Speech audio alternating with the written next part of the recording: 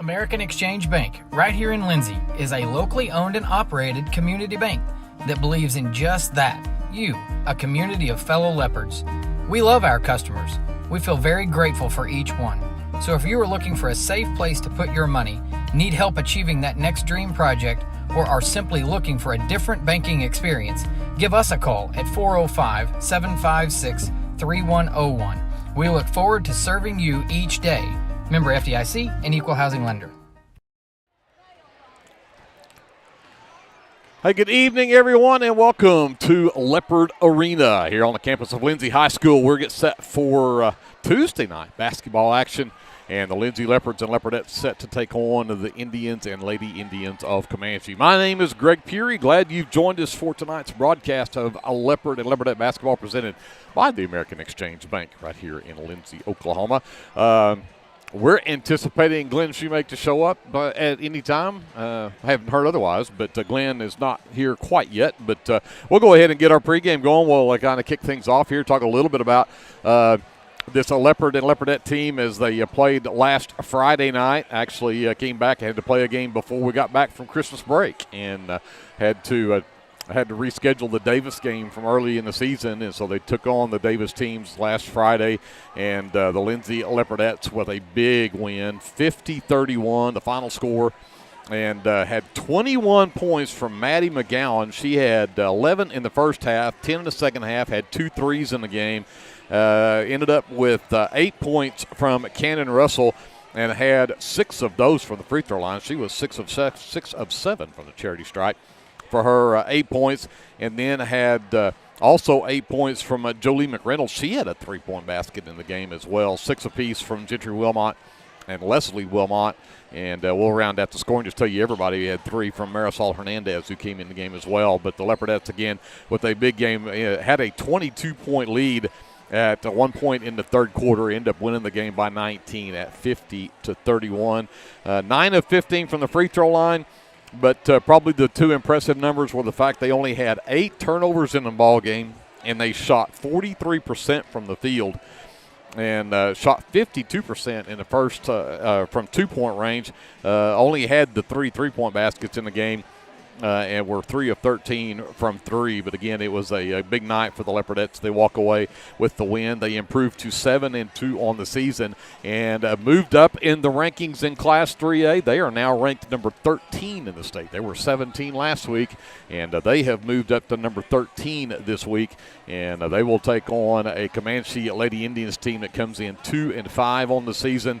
Have the 2 wins that the Lady Indians picked up were both in the Velma Alma tournament that they played last right before Christmas break, and picked up a win over the Cash JV team at 48-24, and then picked up a 6-point win over the Velma team, the host team, 36-30 in that game.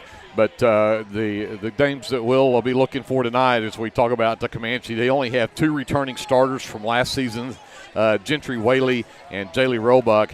But freshman Rayleigh Ellis has really been setting the stage for them. She has been the leading scorer for them just about every game that they have played so far this season. So the freshman has come in to be a big star for them, and we'll be keeping an eye on her tonight. But, of course, the 2 returning starters, and Gentry Whaley and Jaylee Roebuck, a senior and a junior for the Lady Indians. For the Lindsay Leopards, they again picked up a big win over Davis, 57-33. The final score in that ball game, a 44-point win. 44, how about a 14-point win? Had a 33 point lead at 52-19, and of course down the stretch Davis picked up a lot of points between there and the end, and so they end up with the 24-point win at 57-33, and 22 points from Creed Taylor to lead the Leopards. He had 6 threes in the ball game, had 4 of those in the third quarter. Creed was one of those, he was on a Steph Curry kind of night. As long as he was across the half-court line, he was within range, and everything he threw at the basket went in. So a big game from Creed Taylor. Had 13 from Bryce Cater, 11 of those in the first half and finished with 13 in the ballgame. He had 3 threes in that first quarter, had 11 points in the first quarter himself. In fact, I think he scored like the first 11 points of the Leopards had in that game. But a big game for them, 56% from the field for the Leopards, 58 from three-point. They were 11 of 19 from three-point and 11 of 20 from two-point range in that game against Davis. That kind of shooting will win you just about any game. And they'll take on a Comanche team tonight that comes in 2-5 on the season as well.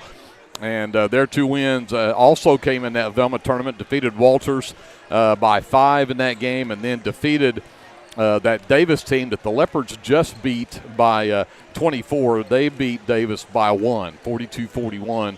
And a couple of guys, they've got several seniors on this team from Comanche, but only 2 of them are actually on the team last year. Colby Shannon returns, and he is their leading scorer most nights. But they have a move-in, and Giovanni Demery, he comes in as a senior. He's a move-in from Deer Creek, and I had to do a little research on that. And, by the way, Glenn Shoemake made it. I apologize. I lost track of time. I was talking to my grandson. So I'm not ever going to complain about grandsons causing you to be late. That time is that time's too precious. But Glenn Shoemaker has joined us here. Yep. But Glenn, I had to do some research. You get a move in from Deer Creek to go to Comanche, Oklahoma, and I thought, okay, that's a little different from Edmond to Comanche. Not saying anything bad about Comanche, just seemed. But you go look up the head coach for Comanche. It's Anthony Bowie, starting his 3rd season as the head coach there. But he spent 4 seasons as the Deer Creek assistant coach before he went to Comanche. So obviously some ties there, you would think, that probably enticed Mr. Demery to move down to Comanche to finish his senior season. But he's also been big for the Indians this season. So Demery, Shannon, just about their top scorers every time they touch the ball and can make it happen. And, of course, they've got don't have a lot of size. They've got a 6-footer, a 6'1", and Jonathan Alvarez that will play some. Cooper Epperson, we'll remember as a sophomore last season, maybe got some time. Bryson Lastly is another player that is a senior that was on this team last year, and he will obviously be in the mix in there as well. But, again, the Leopards 5-4 coming into the game. They'll take on a Comanche team that is 2-5 on the season. So expect, as I talked with Coach Cater, Glenn, these are the games that you look at it on paper and you look at the common opponents and the common foes and who they beat and who they haven't, and everything. This points to the fact that on paper this is a pretty good win for both of the Leopard teams. But as Coach Cater pointed out, you got to keep the team motivated, and you can't let them play down at all. They've got to keep their foot on the gas and keep going and keep getting better. Absolutely, and I think the way you do that is focus on the effort and the execution. You can't just go out there and throw your jerseys out there and expect a win. But I think we've got enough senior leadership on this girls team for sure to make sure that everybody is up and ready. And as long as they keep playing that defense the way they've been playing, oh, my goodness. Yeah. Everybody I talk to about basketball, I talk to them about the Lindsay Leopardette defense. Yep. And it is impressive. And, I always taught the kids that it just takes a whole lot of want to and a little bit of skill to play defense. Yep. Now, offense is kind of the other way around. It takes some skill to play offense and a little bit of want to, but defense is a whole bunch of want to, and I tell you what, these girls have shown that they want to. Yep. Well, and one of the other thing Coach Cater pointed out that the big motivation behind this team right now is they want to keep moving up. They moved up from 17 to 13 this week. Mm-hmm. You get this game tonight and put a big win on it. You get a good tournament coming up this weekend. In fact, we'll talk about here in just a minute about the Haley tournament coming up this weekend and possible changes. But he says with the teams you've got in the tournament, you have a good tournament, I think the Leopardettes have a really good chance to look at cracking that top 10. And, so I think he said their motivation is that's what they want. They're after getting into the top 10 in Class 3A. And so they don't really look at who they're playing on the floor. What do we have to do to show people how good we are? And I think that's their motivation, and you're going to see it every night regardless of who they play. Absolutely. So, again, the Charles K. Haley Classic is this weekend, Thursday, Friday, Saturday. And, of course, we have a winter storm that was forecast to be moving in here on Thursday afternoon. And athletic director Tommy Ferguson texted with us this afternoon, and they updated the bracket and made some changes in case the weather does come in. And we can go through that in more in depth in a little bit. But right now the plan is on Thursday they would move all of the games up to start at 10 a.m. and they'll actually play both gyms here and over at Haley Arena. Mm-hmm. And that way you get all the games in by mid-afternoon before everything starts to get bad. They moved it up. Sulphur and Plainview are both coming from down south, and that's where it's supposed to be worse. And so moved them to the first games of the day. And then Friday would be no games, the anticipation that there would be no school on Friday. And then they'll play Saturday and Monday to finish up the Haley Classic. Now, that was all based on information we all had at the weather from last night during 10 o'clock news, because that's what I saw. Mm-hmm.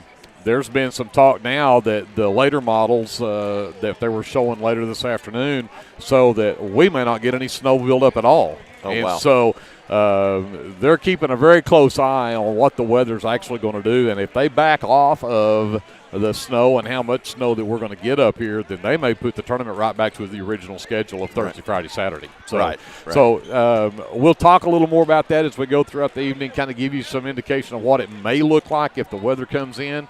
But if it doesn't, we may just stick with our normal schedule. So right now, the way it stands, if they do it based on weather, the Leopards would play at 2 and the Leopardettes would play at 10 a.m. on Thursday morning. Thursday morning, 10 a.m. for the girls. Thursday afternoon at 2 for the boys. But, and it's such a luxury to have two gyms that are highly functional. I tell you what they call Old Gym or Haley Arena. Haley Arena is better than some of the gyms that we go play in. Oh, absolutely. So, I would agree with that. And it's our secondary gym. So we are very blessed and fortunate to be able to make adjustments like this when we host a tournament. So, yep. So Mr. Thompson is actually going to play the national anthem for us tonight on his trumpet. And so we're going to sorry to say it, look down the way there, and it looks more like a flugelhorn than it does a trumpet. But so we're going to keep it here for the anthem. You hear Oklahoma in the background. But glad you've joined us tonight here on KBLP Live for this broadcast of Leopardette and Leopard basketball presented by the American Exchange Bank in Lindsay. Greg Peary, Glenn Shoemake. We've got J.D. Scruggs up on the live stream. Andrew ESPN2 Lion on the camera tonight. We may not miss a play on one end now until we've got Andrew up there. I know, right? You know, we got the main guy back. The main guy's on there, and I believe Colton Harrell is probably back at our studios in downtown Lindsay, running the FM side. So I am going to quit talking. I'm going to take my headset off so we can maybe pick up the national anthem here on my headset. So we will return right after the national anthem.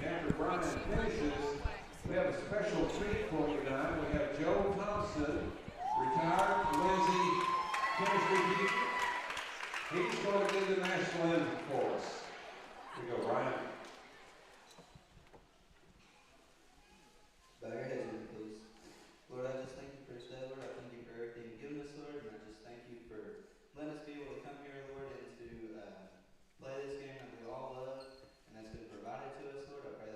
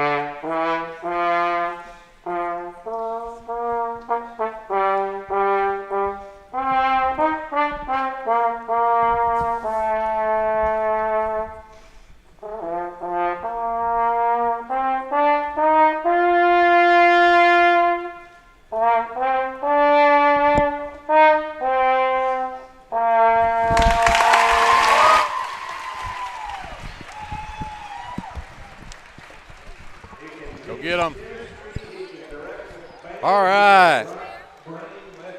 Awesome job, Mr. Thompson. That was very well done. That was impressive. That was very impressive. All right, let's talk about the starting lineups. Again, the Lindsay Leopardettes, the Comanche Lady Indians. Lady Indians 2-5 on the season. Get to the Lady Indians as they are the visitors tonight. They'll start at number 1. That is the freshman, Rayleigh Ellis. Number 2 is Jillian Hushbeck. Got lots of playing time last year as a junior. She's a senior on this year's team. Number 11 is Gentry Whaley. She is returning a starter from last season as a senior this year. Savannah Sparks, the sophomore. And then number 32 is Jaylee Roebuck, the other returning starter. She is a junior for this Comanche Lady Indian team. And the head coach for Lady Indians is Braden Robinson, assisted by Jennifer White.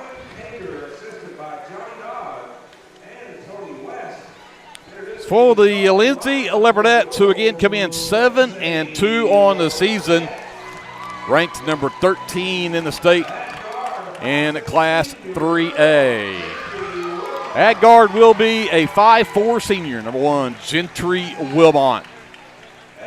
At forward, a 5'10 senior, number 5, Maddie McGowan. At forward, a 5'7 senior, number 10, Leslie Wilmont. Get my light back on my phone where I can see here. Also at forward, a 5'9 junior, number 13, Jolie McReynolds. And to round out the starting 5, at guard will be a 5'4 senior, number 22, Cannon Russell. Head coach for the Leopardettes is Brian Cater. He's assisted by Johnny Dodd, Tony West, and Elaney Moore.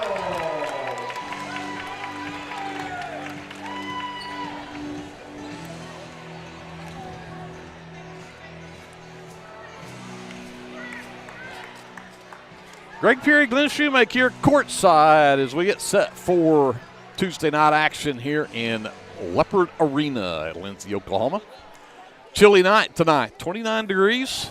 Not as cold as it was yesterday, but yep, yeah. At least the wind's not blowing. That's the great thing is no wind. Yes. I had to park. Getting here so late, I had to park in the alley over there and walk across, and it wasn't too bad. I didn't wear my coat because I hate keeping up with a heavy coat inside, and so yeah, I refuse to wear a coat. Keaton and Elena got me this very nice insulated vest and had it monogrammed and everything for me with the KBLP logo and everything on it. And I've got my pullover on under it, and I'm regretting the pullover.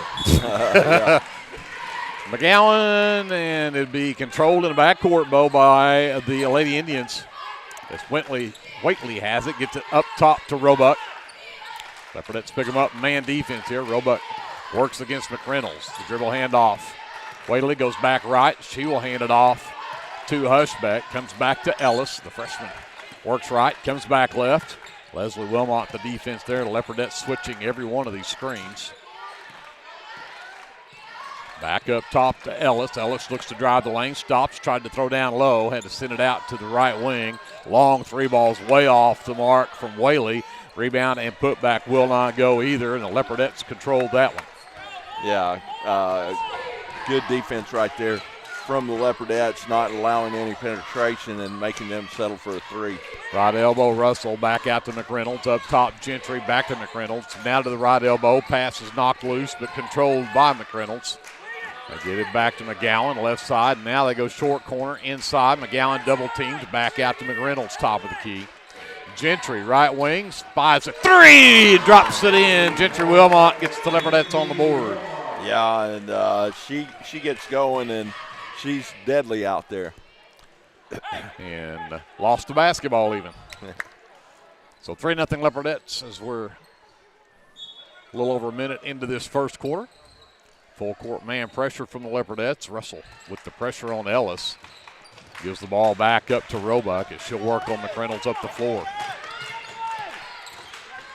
Picks up her dribble. Gets the handoff to Whaley. Back over to Ellis, wants to go baseline, cut off by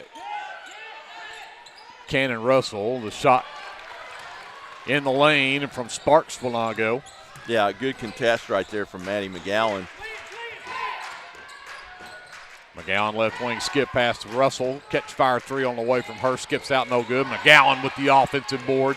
A lot of contact on her first putback. They don't call it, but they'll get it the second time as McGowan gets the and one, and they'll get the foul on the freshman Ellis. First foul of the ball game. Yeah, Maddie being very active on the boards down there, and Cannon with a good look ran their stuff, and but Maddie with the putback and the free throw. Misses the free throw though, and Ellis clears it for the Lady Indians. Roebuck has it right wing, dribbles up top, gets it off to Whaley. Whaley dribbles right, comes back to Ellis between the circles. Gets a screen from Sparks. Sparks on the pick and roll. Gets into the lane, gets double teamed, sends it back to Whaley on the right wing. Back to Ellis between the circles. Looks to drive down. McReynolds stops that. Double teams by McGowan. Again, the free throw line, Sparks. Back between the circles for Roebuck. Yeah, this defense is just suffocating. Dump it to the short corner left side to Sparks. Back inside, and it's up off the glass and good for Jaylee Roebuck. Yeah, good left hand right there. Finish from Jaylee Roebuck. But 5-2 Leopardettes as Gentry has it right wing. Drives in. McReynolds left wing to McGowan. Skip past Gentry. Three ball. That one's short. And McReynolds, though, hustles and gets the rebound. Gentry underneath McGowan. Back out to McReynolds. Quickly Gentry. Left side Russell. Back underneath. Wide open was Leslie Wilmot. Missed the first one. Got her own miss, though, and was fouled on the putback attempt by Hushbeck. Yeah, and great look inside. Every time they run against the zone, they run Leslie there on that baseline and run her short corner, and it's amazing how many times they find her down there wide open.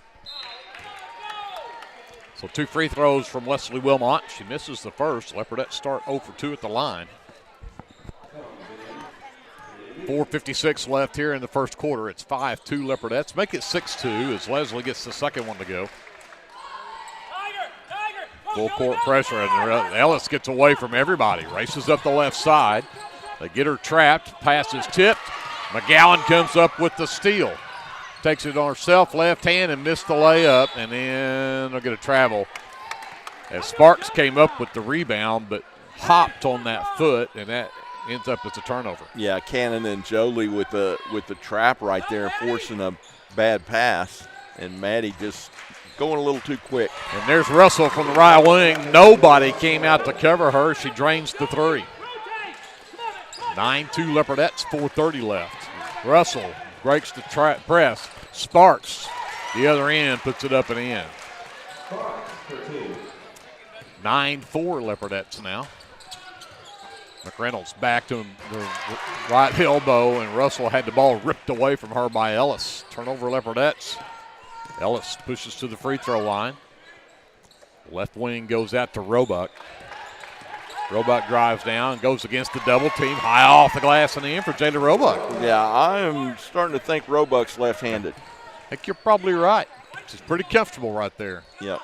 Gentry left wing, surveys. Goes, passes tipped, and Russell came up with it, but I think they're going to get a foul on Raylee Ellis, and that's her third team foul. Number 33 is Cassidy Smith, the freshman. She will replace Ellis, who just picked up that second foul. Jolie McReynolds, checks out for the Leopardettes as number 25, Marisol Hernandez, checks in. Hernandez into the right corner, intended for Leslie Wilmot. The Leopardettes have their second turnover of the game. They'll stay in this full court man. Smith with the basketball. Russell with the defense. Pushes her. Gets the dribble hand off to Whaley. Whaley works left. Goes all the way to the left wing. Now reverses back up top to Roebuck. Roebuck takes Hernandez to the free throw line. Pushes back out. Goes back. McGowan comes with the help defense. Tough shot. McGowan clears the miss. Nearly lost it there. Got it finally to Russell. Russell races up the floor. Holds up. We'll reset the offense. Oh, yeah, Leslie was wide open on that baseline again. They dismissed her. Hernandez back over to Gentry left wing. Reverses, goes back into the corner to Leslie. Back to McGowan, top of the key. Gives it up to Russell to the high post, Gentry. Back out to McGowan, right wing. 3 on the way. It is good. Maddie McGowan has 5, and the Leopardettes back to a 6-point lead at 12-6. They'll stay in that full court pressure as Whaley has it with Gentry on her. Russell brings the trap. McGowan nearly had the steal. It'll go out of bounds, though. Great hustle right there. Nearly came up with the turnover. Ellis is going to come back in with 2 fouls. That's kind of bold move. Whaley checks out. Roebuck will get it in the backcourt off the inbounds. Brings it up against Russell. Looking for Ellis. Hernandez has her. Goes left, reverses back to right. Knocked loose as Gentry comes up with the third turnover against Lady Indians. Short corner, right side. Leslie back to Gentry. Russell to the free throw line. Left elbow, McGowan back to the right wing for Gentry. Skip it over to Hernandez and then back between the circles, Russell. She'll send it right wing to Gentry. Back top of the key, Hernandez. McGowan gets it in the left corner to Leslie. They look inside. Good defense right there from Smith. Bats it away from Hernandez. If I've said it once, I've said it 1,000 times, Greg. Bounce, pass, post, entry. And I've never heard you say that, Glenn. I don't know. Then that girl never gets her hand on it. Bounce, pass, post, entry. But we still have possession. Still have possession. We're lucked out there. Russell to Gentry left wing. Gets around Smith. Goes back to Russell. Back to the short corner left side. Leslie up and in. And 12-footer up. Leslie Wilmot has 3. It's 14-6. Leopardettes with their biggest lead at 8. A minute and a half left in this first quarter. Hernandez nearly came up with a steal. Sparks at the right elbow. Looking for help. Gets it to Roebuck, top of the key. Dumped it down low to Sparks. Sparks couldn't handle the pass. Back up top, Roebuck. Got the screen, and then a block from Gentry Wilmot out of bounds. It'll stay with the Lady Indians. A minute 11 left here in the first quarter. Yeah, great defense right there. Just that, not letting them even be able to pass the ball around. Just pressure all over the place. Lob it up top to Sparks off the inbound. Back into the left corner to Roebuck. That is number 13 is Macy Combs, the sophomore who I missed getting checked into the game a while ago. And Hernandez came up with the loose ball on the floor, but as she ripped it away, she ended up out of bounds. It'll stay with the Lady Indians. Whaley returns for the Lady Indians. Sparks gets a breather. In for the Leopardettes will be number 4, Gracie Bray, the 5'1" sophomore. Also in is number 21, Briley Russell, the 5'5" freshman. Yeah, Briley really been impressive this year when she's gotten a chance to play a little bit. Inbounds comes to Smith out near the half line. Picks up her dribble, goes to the right elbow. Combs back up top to Smith. Now Roebuck has it, picked up by Bray. We've got 45 seconds left here in the first quarter. Roebuck with a double high post goes to the left side to Smith. McGowan picks her up on the switch. They send it right wing to Whaley. Picked up by Russell as she drives down. That's Briley Russell. And now Briley knocks it loose. Leslie Wilmot comes up with turnover number 4. Briley Russell pushes it up the floor, gets it right side to Hernandez. Lost the handle, got it back to Briley. Briley works to the top of the key, gets it to Bray left side. She'll work it back across to the right side to Hernandez. Down to 10. Somebody's going to have to get a shot up. Bray sends it back over to Russell left side. Down to 4. And she lost the handle on it. Ellis picked her pocket. And then Ellis blew the wide open layup. And the Leopardettes will get to the end of the first quarter with a 14-6 lead over the Lady Indians. We'll take a timeout. We'll come back with more live coverage of Leopardette basketball. It's presented by the American Exchange Bank here on KBLP Live. American Exchange Bank, right here in Lindsay, is a locally owned and operated community bank that believes in just that, you, a community of fellow leopards. We love our customers. We feel very grateful for each one.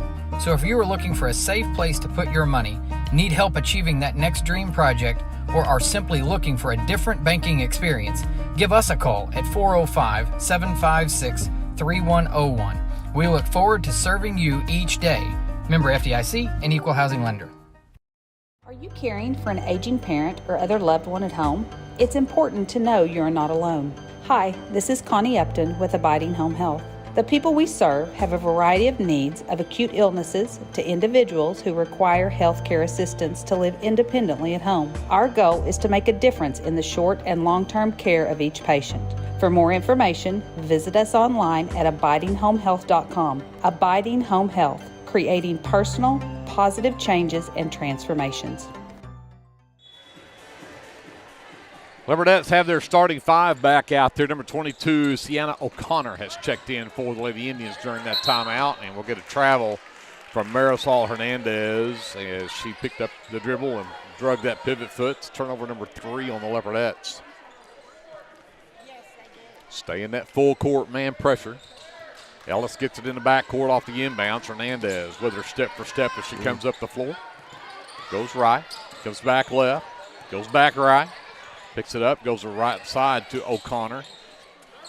In the corner to Whaley. Back up top, Smith gives it over to Ellis left side. Ellis against the double team is short, but there's going to be contact and 2 free throws coming up for Ellis. Hernandez picks up the first foul of the game against the Leopardettes.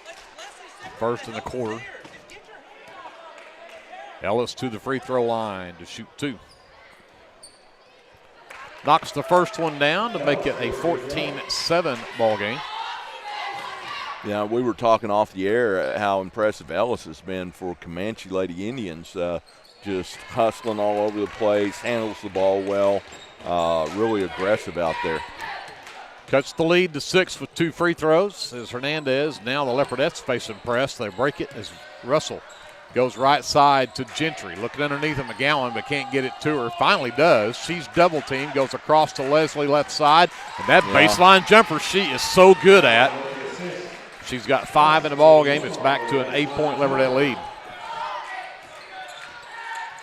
Ellis will bring it up again. And lost the handle on it, and Hernandez comes up with it. Gets it to Cannon, 3-on-2 break. Gentry lets the girl fly by, but missed the layup. O'Connor comes away with the miss. Whaley works it up the floor, gets it back over to Ellis as she'll look to the left wing. Gets around Gentry initially. Gentry caught back up with her. Smith at the right elbow, drives baseline. Cannot get around the screen from Combs. Back up top, Smith looks to take Leslie down to get there. O'Connor tried to get to Whaley. Gentry knocks it loose but can't come up with it. It'll stay with Comanche. Yeah, and it continues to be Comanche's issues. You know, they're just not getting to run offense because of the Leopardette defense. Roebuck returns for the Lady Indians along with number 3, Caitlin Ramsey. Floater in the lane from Ellis will not drop. Cannon Russell comes away with the miss. She'll push it the other way. Takes it herself, gets around Whaley and puts it up and in. Yeah, impressive finish down there after the steal and or the rebound and going coast to coast for Cannon Russell. 10-point Leopardette lead. 2 minutes into this second quarter, and there's another steal from Russell. One-on-one with Whaley again, and this time got the travel. Euro step did not work that time. Yep. Turnover number 4 on the Leopardettes, and we'll have a timeout called by Coach Braden Robinson. We'll take it with them. It's a 30-second timeout. We're back to Leopard Arena after this. This is Leopardette basketball presented by the American Exchange Bank here on KBLP Live. For all your construction needs, give Brad Taylor a call with B&S Construction at 1-405-428-0039. B&S Construction specializes in concrete pads, sidewalks, and metal buildings of all sizes. Call Brad today for a free estimate. The crew at B&S Construction would like to wish the Leopards a safe and successful season. Go Lindsay!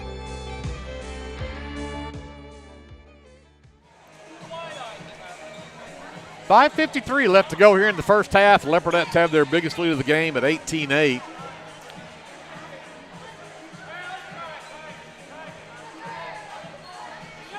And should be, I believe, Lady Indian basketball. As Roebuck will bring it in far into the floor. Gets it into Ellis. Goes back to Roebuck. Comes over to O'Connor. They trap. Get it back to Roebuck.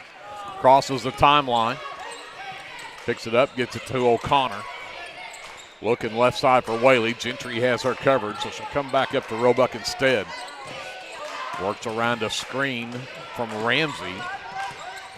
And then the backdoor cut, and then the wide open miss. As O'Connor had it and was expecting all kinds of contact, it did not happen, and she missed it badly and then knocked it out of bounds. Yeah, we did a great job of helping. We did a terrible job of helping the helper. And that's how she got wide open. McReynolds to Leslie, left-hander up and in, broke the press and got an easy one. 20-8, Leopardettes by 12. O'Connor trapped in the backcourt, got to Ellis. Ellis into the left side, Roebuck, 4-3. It's an air ball. Tracked down on the back side, though, by Whaley. She'll give it up between the circles to Roebuck. Sets the offense, waits on a screen from Ramsey. I think at this point they just take the first open look they can get. It doesn't matter. Back over left side, there's Ellis, and that three skips across, no good. Ramsey fights for the rebound, and they're going to say it's out of bounds off the Leopardettes, and Coach Cater now wants to talk about it. With 4:44 left in the first half, Leopardettes with their biggest lead of 12. We're back after this. Leopardette basketball is presented by the American Exchange Bank on KBLP Live. BC Factoring and Finance is a local, family-owned finance company. We assist small businesses with flexible and creative financing solutions to meet their cash flow needs. Call us to discuss ways we can help free up your time to focus on building your business. Visit us online at bcfactoring.com or give us a call at 405-259-2104. Go, Lindsay! 4:44 left to go before halftime. 20-8, Leopardettes with a 12-point lead. But it'll be Comanche basketball out of the timeout under their own basket. Roebuck will inbounds. Actually, that looks... Got it into Sparks, who came back in and then traveled with it, trying to get around McGowan down on the low post. That's turnover number 8. Yeah, great defense right there again. We say that all night. Every possession, great defense there. But Maddie stood her up and forced her to travel. McReynolds right corner, turned down to 3, comes back up to Russell. They'll reset it. Zone defense now from Lady Indians, and Reynolds got it taken away from her by Ellis, and then Gentry out-hustled Roebuck to go get that ball. Yeah, that's the second time Ellis has just ripped the ball out of our hands. Yeah. Oh, we're going to get an offensive foul called on Jolie McReynolds as she pushed off her first. It's the team's second. In for the Leopardettes is the number 23, Ava Hassler, the 5'4" freshman. In the backcourt, Whaley. Gentry follows her across to that left side. Comes back to her right side, gets down to that low side, and just threw one at the basket, and it went in. Yeah. Gentry Whaley with the basket. Makes it 20-10. Yeah, definitely a contested shot right there, so good defense, but – man, just slung it up there. Russell right wing, back up top to Hassler. Back over, Russell right side. She'll work back to the top of the key. Goes to the high post to McGowan. Back to Hassler right wing, and then Russell threw it where she thought Gentry Wilmot was, but Gentry was not home, and the Leopardettes have 6 turnovers now. Ellis gets the inbounds, picked up by Russell. Cannon pushes her left. She'll go back right. Stops at the right elbow. Cannon knocks the ball loose. Hassler comes up with it. 10th turnover against Lady Indians. Gentry is trapped, and ball's loose, but stepped on the sideline by the Lady Indians. The Leopardettes will keep it. Yeah. Ellis finally comes out as Cassidy Smith returns. I think that last time out, Comanche's coach said, get aggressive, get after them, because they've really turned up the intensity on the defensive end. Hassler over to Cannon Russell. Roebuck comes out to cover her. Send it back over right side. Inside to Russell. Goes to the left-hander. God, nuts English on that ball to get it to climb up and go in. Cannon has 7 in the ball game. It's back to a 12-point Leopardette lead. Yeah, I like having her at the high post. She's so athletic and can finish at the rim. She can take those bigger players and get to the rim with her quickness. Hushbeck back in the ball game. There's McGowan knocking the ball loose and coming up with it underneath. Turnover number 11. And here come the Leopardettes with 2:30 left. Gentry. Smith on her on that right wing. Lob to the right elbow for Russell. Out to the right corner. Leslie to Gentry. Back up top to Cannon. Russell back over to Gentry. Right there. Yeah, there you go.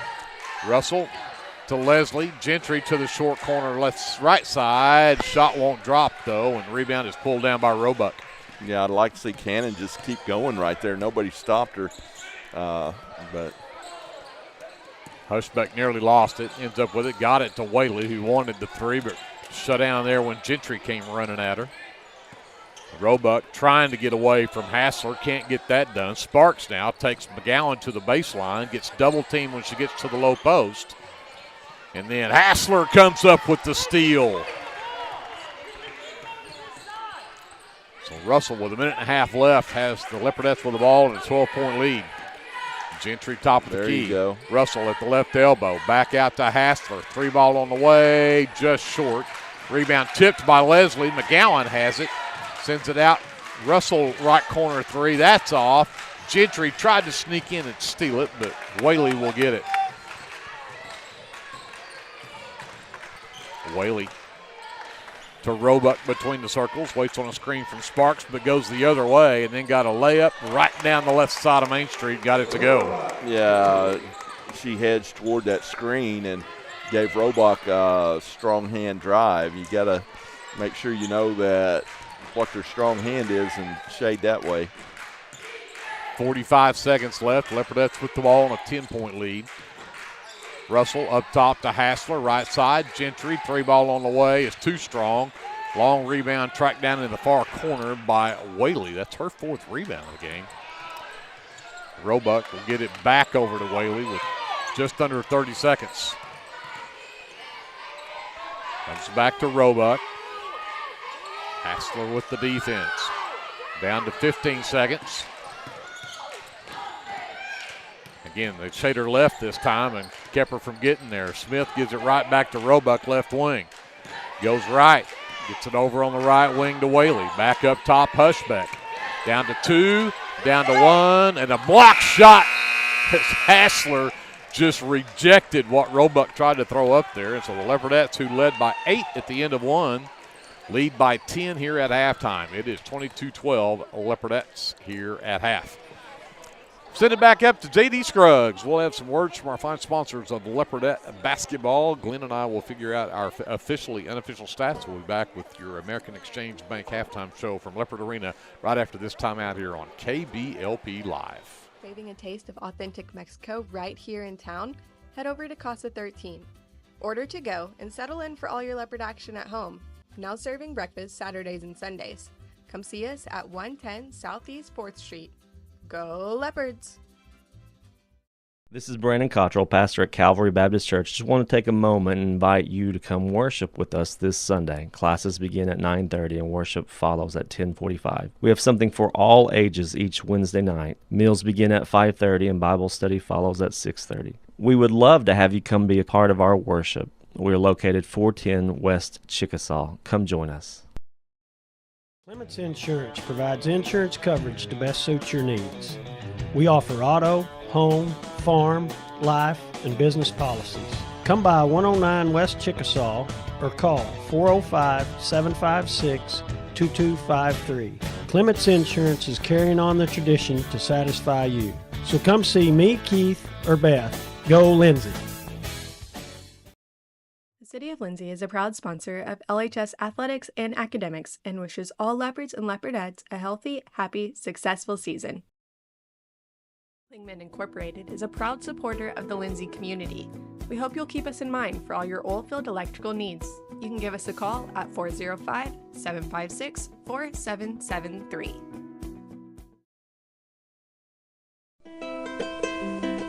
Hey friends, Danny Daniels here. I wanted to take a moment and let you know about a very helpful service that I provide for you and your family in our community.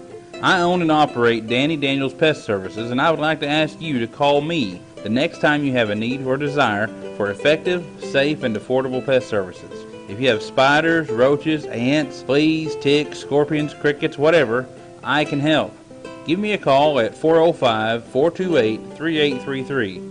That's 405-428-3833. I'd be glad to help.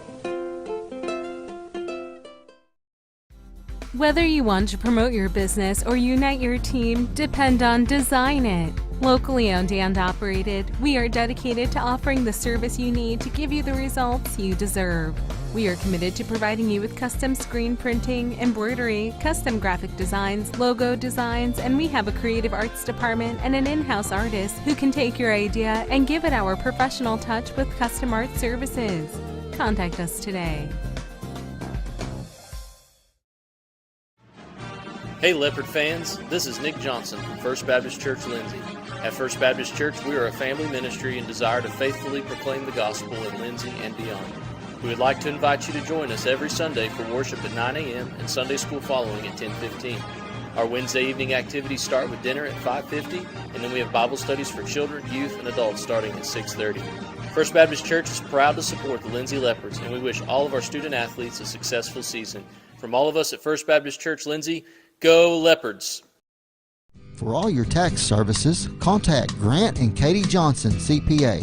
Grant and Katie are certified public accountants that provide full-service accounting, bookkeeping, payroll, and tax services. With 2 offices, one located at 600 Southeast 4th Street in Lindsay, Oklahoma, and another at 313 North Walnut in Pauls Valley, Grant and Katie are ready to meet your CPA needs. Give Grant or Katie a call at 405-238-2727 and set up your appointment today. Back here at halftime, the Leopardettes with a 10-point lead over the Comanche Lady Indians, 22-12.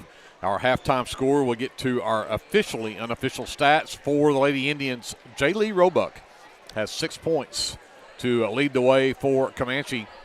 And then 2 apiece from Savannah Sparks, Gentry Whaley, and Rayleigh Ellis. And Ellis's both came from the free throw line where she was 2 for 2. That was the only free throws, I believe, that were shot for Comanche there in that first half. Somehow, I think that may be right. 2 for 2 Comanche? Yep. Okay. You got it. I was trying to think.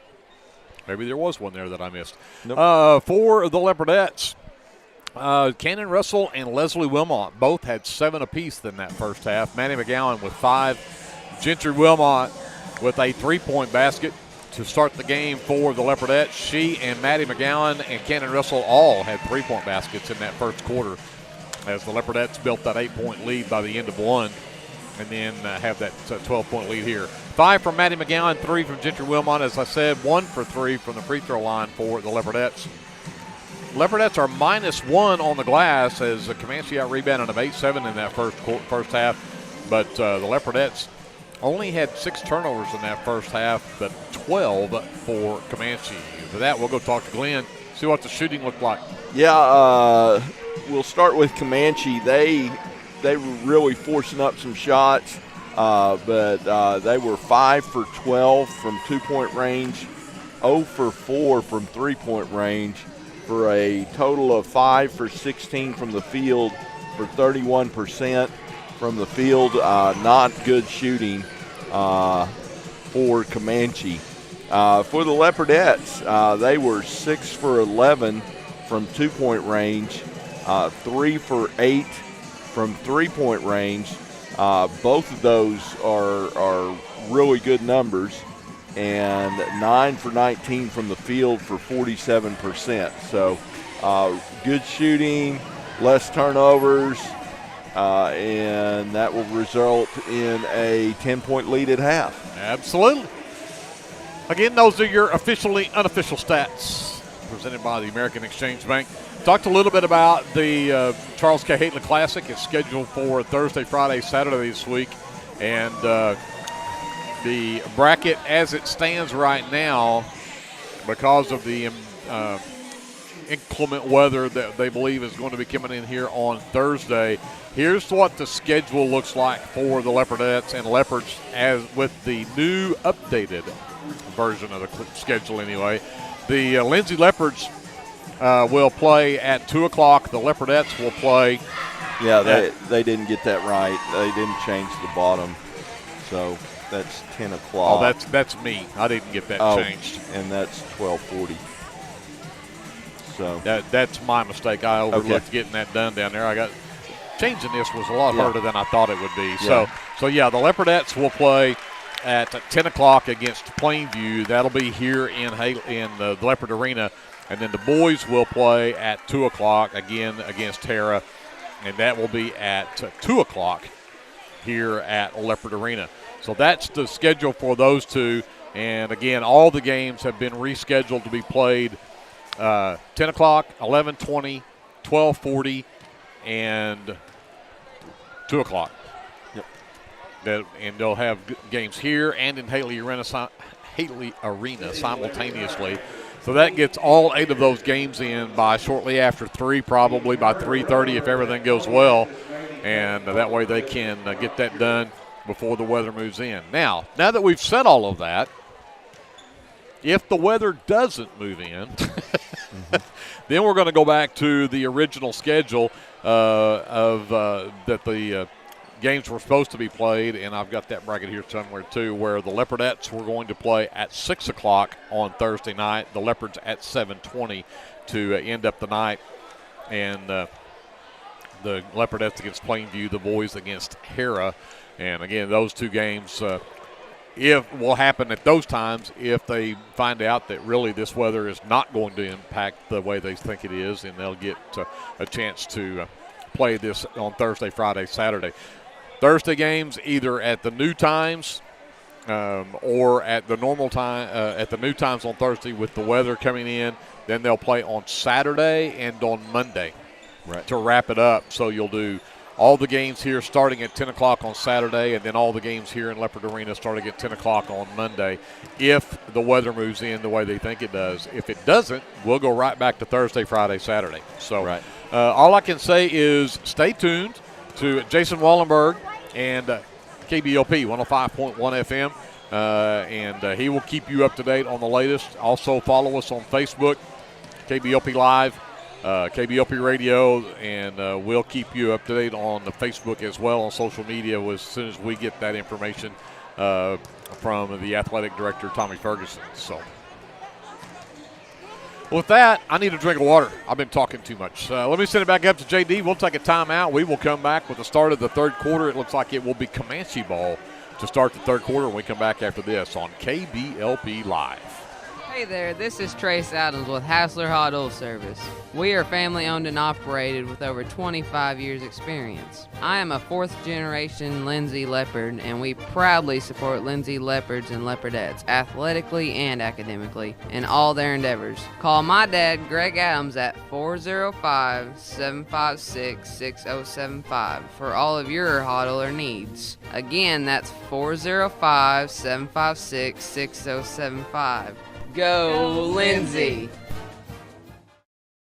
Get your game day, or any day, off to a great start with Hot Mess Coffee at 213 South Main in Lindsay. Hot Mess Coffee Co. offers coffees, lattes, teas, and other tasty beverages, plus great food, too. Good luck to the Lindsay Leopards from Hot Mess Coffee Co. and Java House Realty at 213 South Main in Lindsay. Capturing all your special moments is such a blessing to me, from running down the ball field to walking down the aisle. Call or text Photography Blessings by Lacey for all your photography needs. 405-428-0305. Go Leopards and Leopardettes. Comanche basketball to start this third quarter. Roebuck gets it back to Ellis. Ellis drives the right side of the lane, cut off by McGowan on the switch. Back up top to Roebuck. Looks to drive in. Again stopped by McGowan, and this time underneath. Sparks comes up with a rebound but misses the putback. McGowan claims it for the Leopardettes. I tell you what, McGowan does such a great job of helping. You can't say too much about that. Leslie had it in the corner left, had a cutting Cannon Russell down the lane, but threw the pass too tall for her, and Leopardettes turn it over. Into the right corner. Ellis into the lane again with the help defense, and travel called on Ellis. So both teams have a turnover here in the third quarter. Some full court pressure in the backcourt from Comanche. Hernandez gets it back, comes back over to Gentry, crosses the timeline, gets it to Leslie, up to the left elbow. Down low for Russell. McGowan to Russell, and Russell puts it in. Yeah, a great find right there. They just didn't rotate back. You know, when your press gets broke, you should sprint to the paint and then work yourself back out from there. And Comanche didn't. Hushbeck on the handle. Sends it right wing. Roebuck trying to get away from Cannon Russell.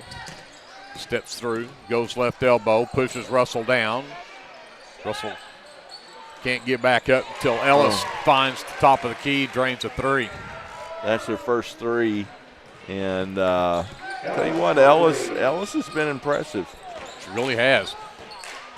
Wilmot double team, working back around. Hernandez has a three that's short. And Cannon Russell hustles and gets a rebound. She'll step back, fire three left side. That one doesn't go. Gentry Wilmot hustles to get the rebound on the other side.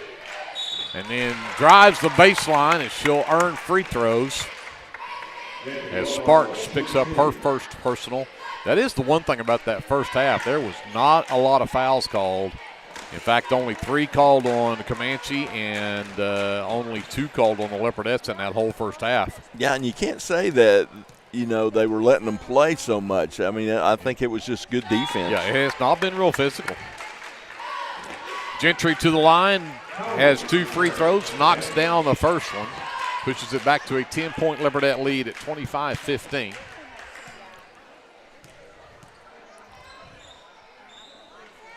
Second free throw from Gentry up and good. She has 5 in the ballgame now. Leopardette's back up by 11. Roebuck gets it to Whaley. Whaley crosses the timeline. Comes back to Roebuck. Gentry on the defense. McGowan comes to help. Gentry goes back left. Gets it to Ellis. And then I think Hernandez got the worst of that. Tried to reach in there, and Ellis stuck an arm out and got her in the mouth. But foul on Hernandez, her second. First team foul in this third quarter on the Leopardettes. Whaley gets the inbounds from Roebuck. Works out toward the half line. Gets around a screen from Combs. Picks up her dribble. Lobs it into the corner for Ellis. Ellis takes Hernandez to the baseline. Sends it up top to Roebuck. Tried to force one in, and Hernandez comes up with the steal. Hernandez works on Roebuck right wing. Roebuck tips the ball out of bounds. Stays with the Leopardettes. So Gentry to inbound on the far sideline. Sends it out to Russell. Goes right back to Gentry. Comes back up to Hernandez, top of the key. Back over to Gentry right wing. Back to Russell between the circles. Swings it left side. Now short corner Leslie. Back to Hernandez left side. Back to the top side. Work it back to the right. This time Leslie will pull the trigger from there, but it's short. Misses everything. A rebound pulled down by Whaley.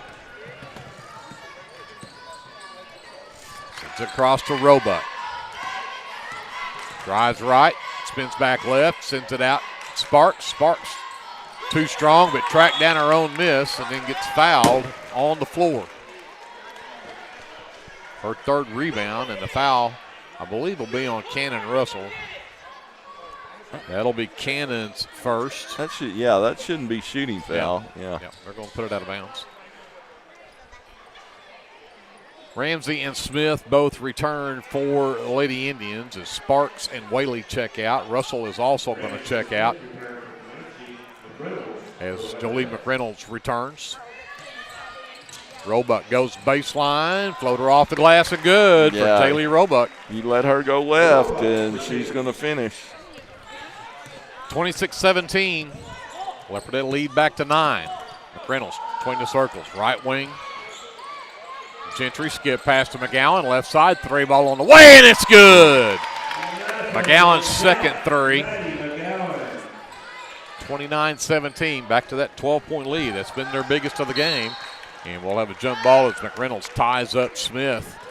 And possession there belongs to the Leopardettes. It's turnover number 15. Gentry to inbounds. All the way to the right corner. McReynolds for three. No, can't get it to go down. Hernandez just reached in and grabbed it away from everybody, but it'll end up being a jump ball, and this time the possession arrow goes the other way, so it's turnover Leopardettes. Whaley returns. Ellis will sit for the Lady Indians. Leopardettes stay in this full court man pressure. They'll bring the trap on Smith. Roebuck gets it over to Combs, comes back to Smith. Picked up by McReynolds. Right wing, Whaley down underneath. Great hustle back by McReynolds, nearly got the steal. Yeah, really good hustle. They're not quite getting there to set the traps. Comanche's doing a good job of moving the ball, but I can see us getting one pretty soon. And nearly got another steal off that inbounds right there from the pass out to Smith from Ramsey. Roebuck. Down the baseline, sends it across to Ramsey. Ramsey has her shot blocked by Leslie Wilmot, but it'll go out of bounds off the Leopardettes. 3:37 left in the third quarter. It's 29-17. Leopardettes by 12. Matches their biggest lead of the game. Out into the left corner. Combs sends it up top. Whaley back to Roebuck in the corner. Roebuck looks to drive in. Lost the handle trying to get around Leslie. So she'll pull it back out near the half line. Reset. Again goes back left. Whaley around the screen from Roebuck. Goes back to Roebuck. Goes back to that left hand. Steps back. Fires a three. It's an air ball. Turnover number 16, and the Leopardettes get it back. Ellis returns for Lady Indians, along with number 22, O'Connor. Roebuck and Ramsey both sit. Back to that 2-1-2 zone for the Lady Indians as we approach 3 minutes left to go here in the third quarter, and Hernandez had her pocket picked by Ellis. Hernandez got it back. Managed to get it to Gentry. The bounce pass to Leslie. Can't get it to go. Oh, she got hammered. She got hit hard and went down.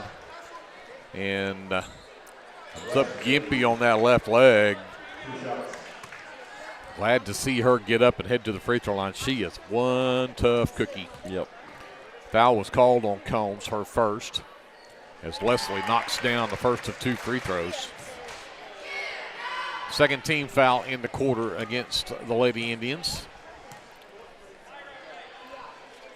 And Leslie 2 for 2 at the line. She's got 9 in the ball game now.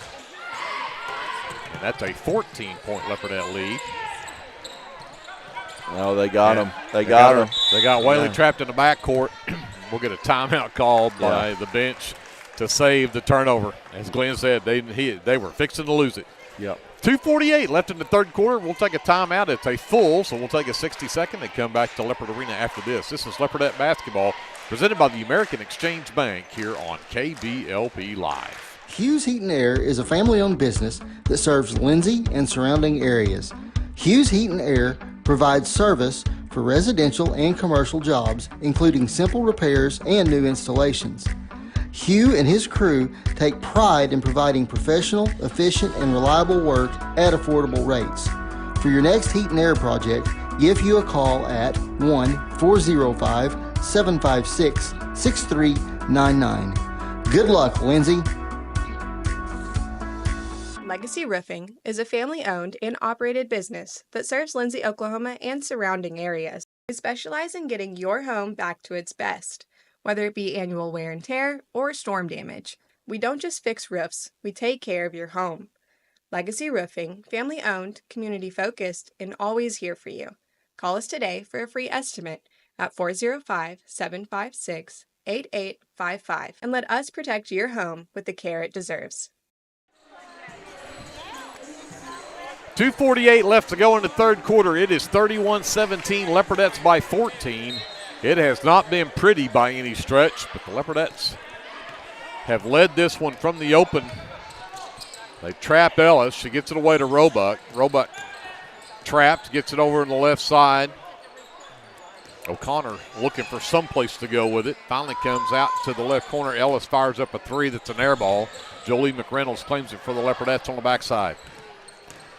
The outlet to Russell. She'll push it ahead to Gentry. Right wing three is on the way, and it's good. Gentry Wilmot's second three of the game. 34-17 Leopardettes. Again, they go to trap and reach in by Hernandez, and that is Marisol's third. Yeah, I know exactly what they're trying to do, and what you have to do is wait until that player crosses and then run at her. Don't start up here by the half-court line. Start back about halfway between the top of the circle and the half-court line, and then go trap her as soon as she crosses. Number 45, Alondra Lopez checked in during that stoppage of play. A couple of shots underneath that would not drop, and Reynolds cleans it for the Leopardettes. At the other end, Lopez down on the low post. Tough shot, got it to go. Yep. Leopardettes have ballooned to a 19-point lead. They're going too early. Bad pass, though. Turnover. Yep. Number 17. Russell with the basketball. Hernandez left wing. Dribbles up top, gets it to Gentry.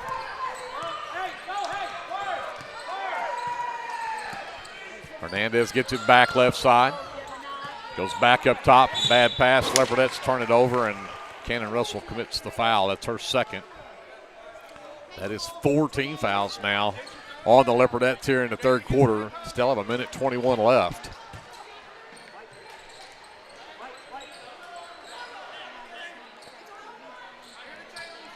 Whaley will inbound right here in front of the scorers table. Got it to Roebuck. Look to Trapper. She gets away, gets to the free throw line, sends it down to the left side to O'Connor. Goes back inside Roebuck. Underneath the basket, backs out. Yep. Should be a travel with it. Oh, they're going to call a foul. Oh, they're going to call an offensive foul. Oh. She must have hooked her. Yeah. Oh. So Roebuck picks up her first personal and the third team foul off the offensive foul. Oh, got McReynolds on the backside, and she got the easy one. Nice find from Gentry Wilmot. 38-17. The Leopardettes are on a 12-0 run.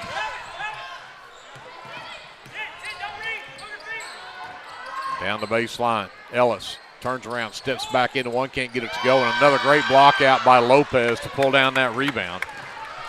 Russell quickly ahead to Gentry right wing. Gets away from the trap, but turned it over, and Russell gets another one. That's twice now with bad passes where she's been caught trying to go get the ball. She's now got 3 personals on her, and that's 5 team fouls. This should be free throws coming up for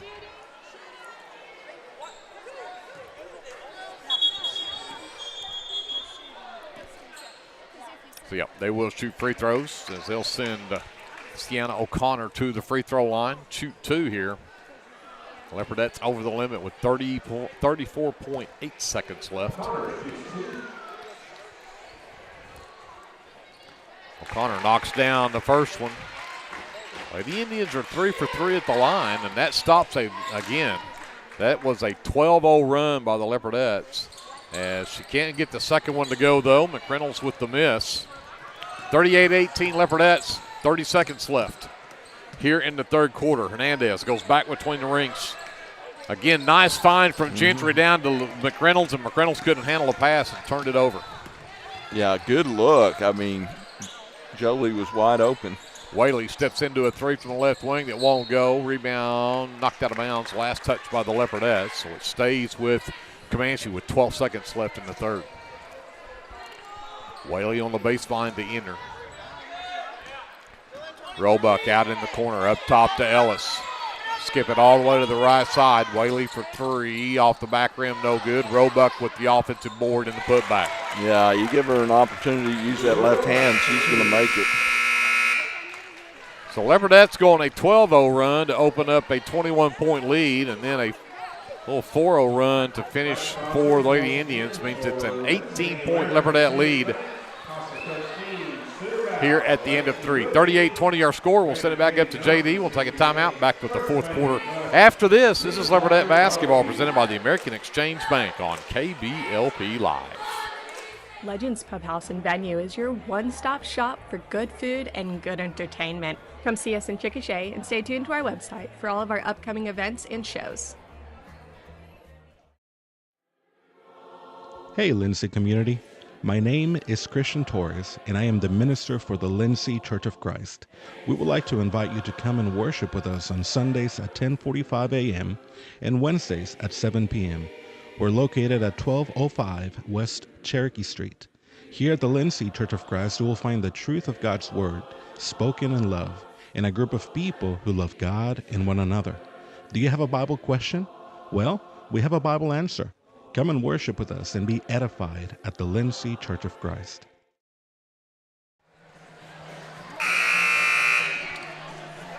$38-20 Leopardettes. As we start the fourth, it will be it'll be Leopardette basketball. Hernandez, Cannon Russell, Maddie McGowan, Leslie Wilmot, and Alondra Lopez on the floor for the Leopardettes to start this fourth. Yeah, I like this. Maddie and Alondra on the floor at the same time.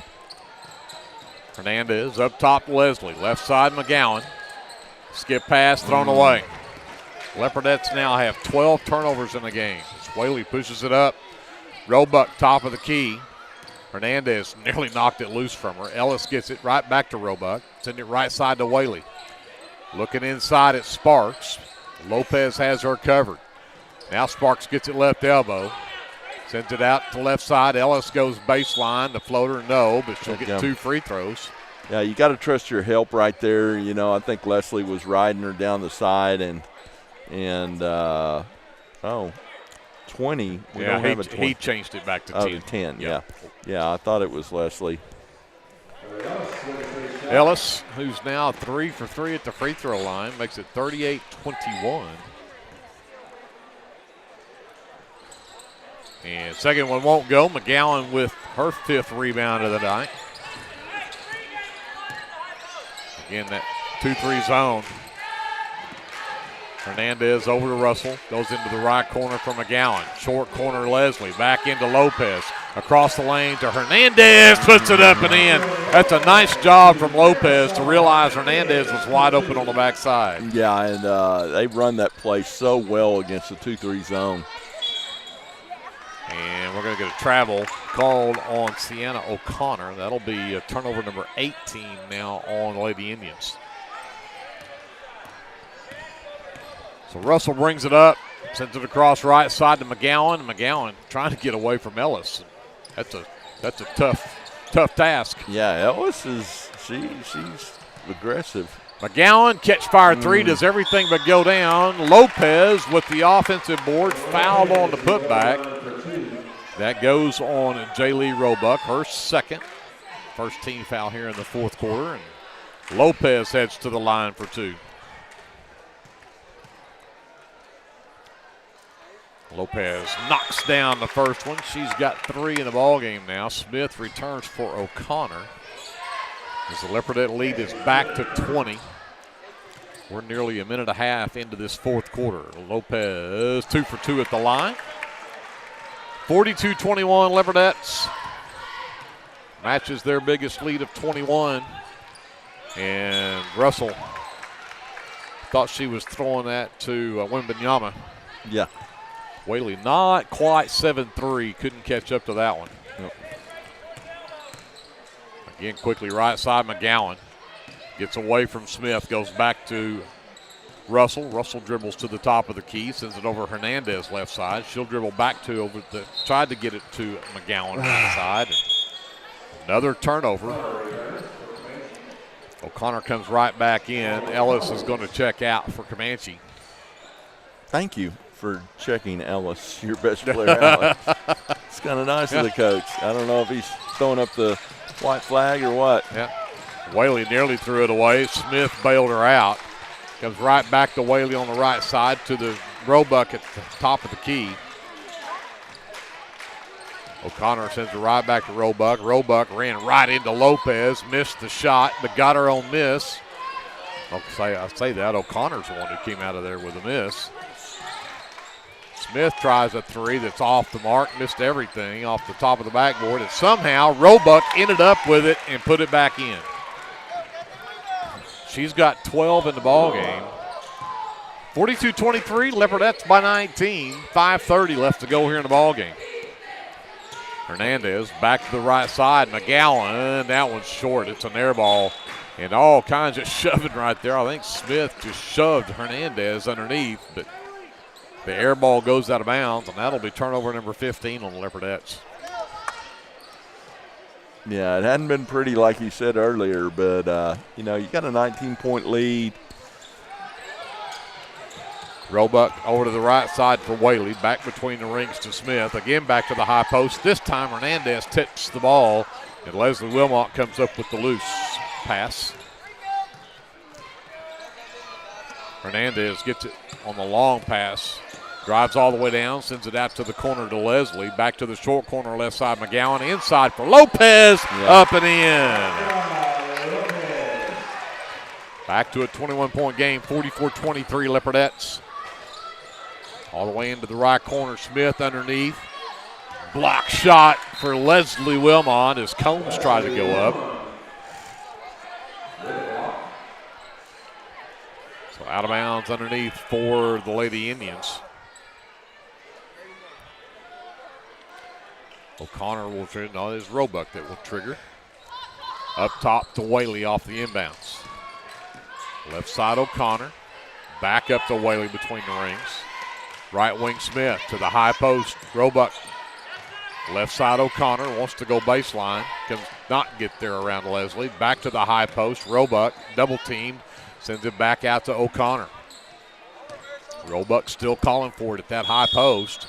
And we're going to have a timeout called by Comanche. They just basically had that three-man game going over there, and they couldn't get anything off of it. Yep. Timeout on the floor. We'll take it with them. 4:21 left. It is a 20-point Leopardette lead when we come back after this timeout. Leopardette basketball is presented by the American Exchange Bank here on KBLP Live. This is Dr. Matt Shelton with Lindsay Family Dentistry. I'm a 1997 graduate of Lindsay High School and have been practicing dentistry in Lindsay since 2006. We welcome you to come to our dental practice so we can help you and your family with all your dental needs. We offer dental services for everyone at every age, from braces to aligners to crowns, bridges, dentures, and implants. Give us a call today at 405-756-4093 or stop by at 102 Southwest 7th Street and let us give you the healthy, beautiful smile you've always dreamed of. 4:21 left in the ball game. 44-23 Leopardettes, but Comanche with the basketball.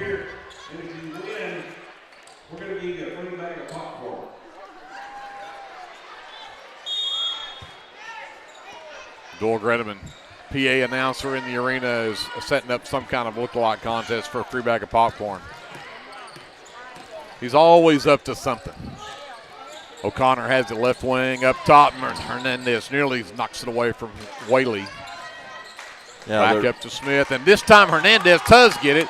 She's going to go one-on-one with Smith, and Smith will foul.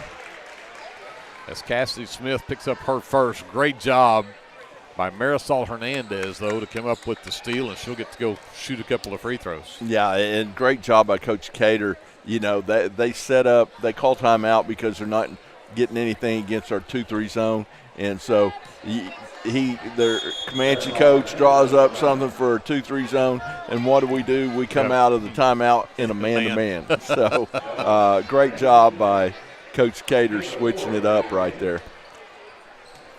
Ellis, Ramsey both returned for the Lady Indians as Hernandez missed the first but got the second free throw. She's got 3 in the ball game. 45-23, that's a 22-point Leopardette lead, their biggest of the game. As we're just halfway through now this fourth quarter. I think the Leopardettes are going to hold them under 40.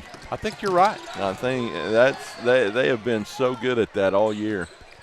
Smith on the handle, trying to get away from McGowan. Comes back up to O'Connor. Again, Hernandez nearly comes away with the steal. Comes up to Ellis. Ellis against Russell. Back up underneath. Ramsey will pull it back out to the corner against Lopez. Yeah, she doesn't want anything to do with Alondra. Neither does Ellis, who ran right into her on that drive.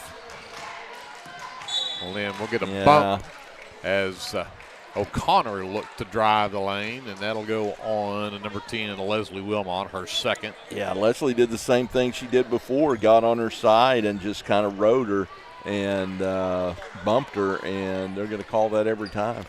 Hernandez, McGowan, and Leslie Wilmot all check out of the ball game. Bray returns along with number 20. That is Kylie Byram, the sophomore, as the jumper from Ellis will go. 45-25 Leopardettes. Who have I missing? We got Bray, and we got a turnover. Bray couldn't handle the pass right there. Number 30 is Abby Dodson. Runner in the lane will not go. Ends up in the hands of Riley Ellis. She'll put it up and in. She's got 9 in the ball game now. 45-27. Dodson turns over again. That is turnover number 16 now on the Leopardettes.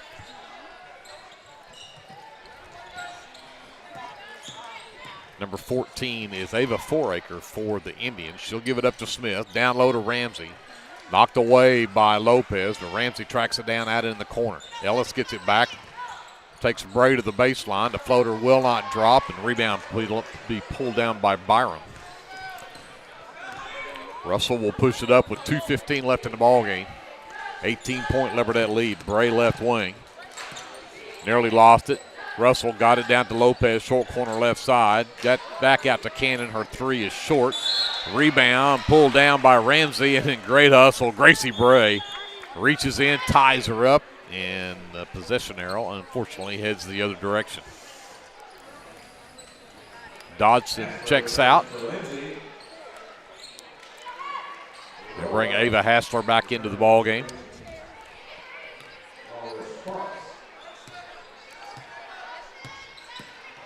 Roebuck. O'Connor went one way. Roebuck passed it the other. That'll be turnover number 22 now on Comanche.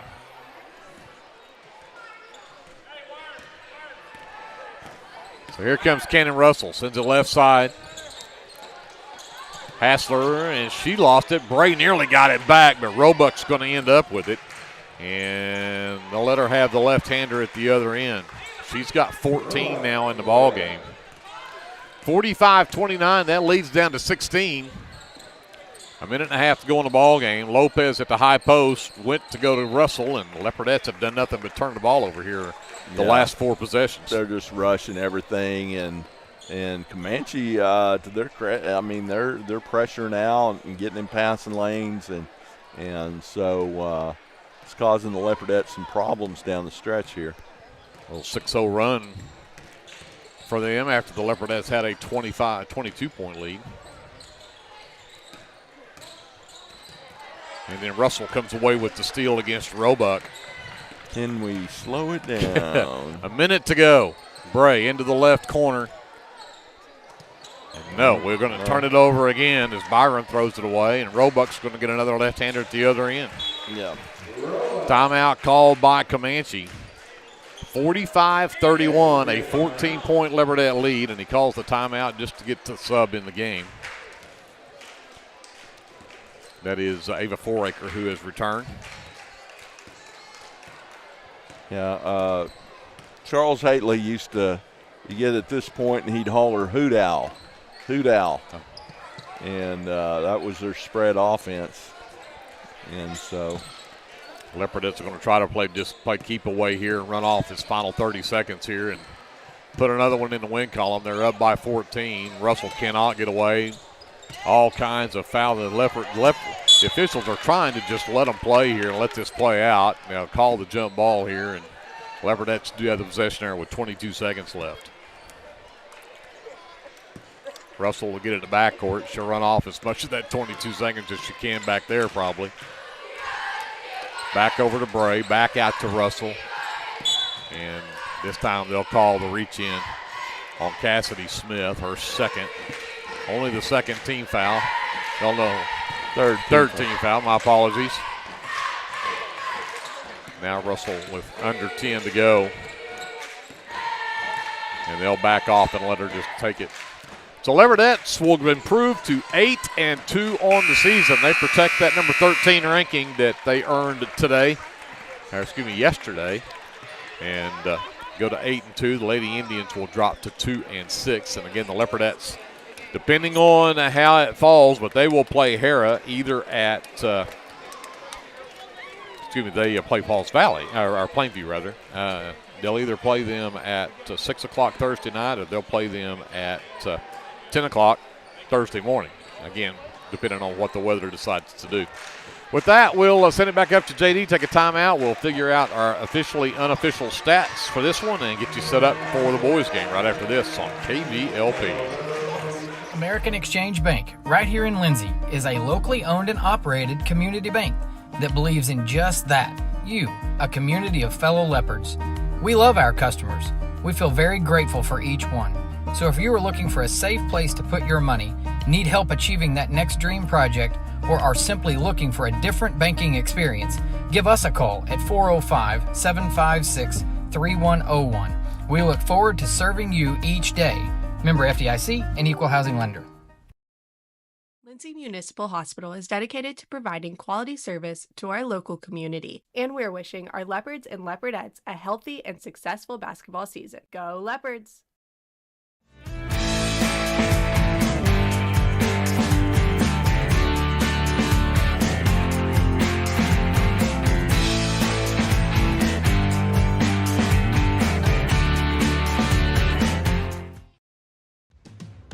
If you have a hankering for the best barbecue in South Central Oklahoma, then get yourself down to the Meat Locker Barbecue in Lindsay.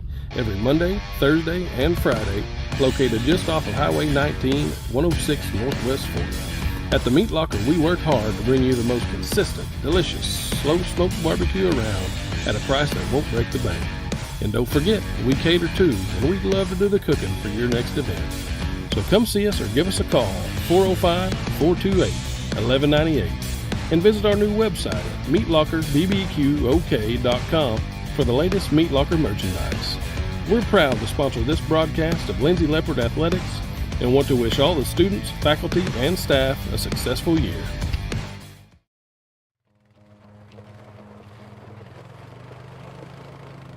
Looking for your next adventure? Head to Morris Motorsports in Chickasha. We carry top brands like Polaris, Can-Am, Kawasaki, and Honda. Plus, we offer a full-service and parts department.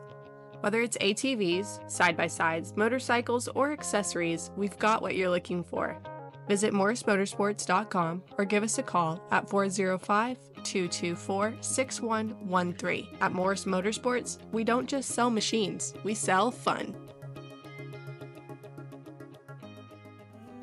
Capturing all your special moments is such a blessing to me, from running down the ball field to walking down the aisle. Call or text Photography Blessings by Lacey for all your photography needs. 405-428-0305. Go Leopards and Leopardettes. Physical Therapy Central in Lindsay, Oklahoma is here for you, whether you're a dedicated athlete or you're just trying to navigate your new normal. Our team is dedicated to providing quality service to make your experience as easy as possible. We're wishing our Leopards and Leopardettes a healthy, happy, successful basketball season. At Rural Electric Cooperative, we're committed to providing electric power and opportunity to the many areas our members call home. That includes supporting youth programs that teach life skills and build character. With REC, you're more than a customer, you're a member owner. And that's why we're always working hard to provide you with the most dependable electric power possible. As a Touchstone Energy cooperative, REC is dedicated to providing the best service possible and supporting the communities in our service area. Back here to wrap up the girls' matchup, a 45-31 win for the Leopardettes. It's a 14-point win, although they did have a 22-point lead at one point there in that fourth quarter. But looking at the officially unofficial final stats for this one, Two players in double figures for the Lady Indians. Jelly Roebuck finished with 16 in the ball game, had 10 of those in the second half. And then the freshman Rayleigh Ellis finished also with 10 points in the game. 2 points from Gentry Whaley, 2 from Savannah Sparks, and a free throw from Sienna O'Connor rounds out the scoring for the Lady Indians, who were 4 of 6 from the charity stripe. Leopardettes did not have anybody in double figures, but they spread it around well. They had 9 apiece from Leslie Wilmot and Cannon Russell, then had 8 apiece from Gentry Wilmot and Maddie McGowan. Then goes to 6 points for Alondra Lopez, 3 from Marisol Hernandez, and 2 from Jolie McReynolds, and that rounds out the scoring for the Leopardettes, who went 8 of 11 from the free throw line. Leopardettes end up +2 on the glass, 17-15. They out-rebound Comanche. And the number that none of us are going to like, and I can tell you Coach Caters for sure is not going to like it. Leopardettes end up with 30 turnovers in the ballgame. My apologies, 20 turnovers in the ballgame. Yeah, I was going to say. I could not read my own writing there. 20 turnovers in the ballgame, but 25 turnovers where they were forced on Comanche. With that, we're going to turn it over to Glenn, talk about some shooting numbers. Yeah, and Comanche, their 2-point shooting numbers came up a little bit there in the second half, but they were really a bad shooting night for Comanche. They were 12 for 30 from 2-point range for 40%. They were 1 for 10 from 3-point range for 10%, and that's a total of 13 for 40 for 33%. Actually, that comes out 32.5%, but you got to round up at 5, don't you? Okay. I was like, that's not right, because 13 for 39 is 33%. But anyway, for the Leopardettes, a really good shooting night. 11 for 17 from 2-point range for 65%. Wow. From 2-point range. 5 for 16 for 31% from 3-point range. And then from the field, 16 for 33 for 48%. So a really good shooting night there for the Leopardettes. And again, the Leopardettes now move to 8-2 on the season, and I protect that number 13 ranking in the Class 3A girls basketball. Yep, and 8 times they've held their opponent under 40. And that's the 8 wins they've got. Hey, and the 2 times they didn't, then they end up with L's on it, didn't they? Yep. So let's send it back up to JD quickly, and we'll switch gears. We'll talk about a boys matchup between the Lindsay Leopards and Comanche Indians coming up right after this timeout here on KBLP Live. At Rural Electric Cooperative, we're committed to providing electric power and opportunity to the many areas our members call home. That includes supporting youth programs that teach life skills and build character. With REC, you're more than a customer, you're a member owner. And that's why we're always working hard to provide you with the most dependable electric power possible. As a Touchstone Energy Cooperative, REC is dedicated to providing the best service possible and supporting the communities in our service area.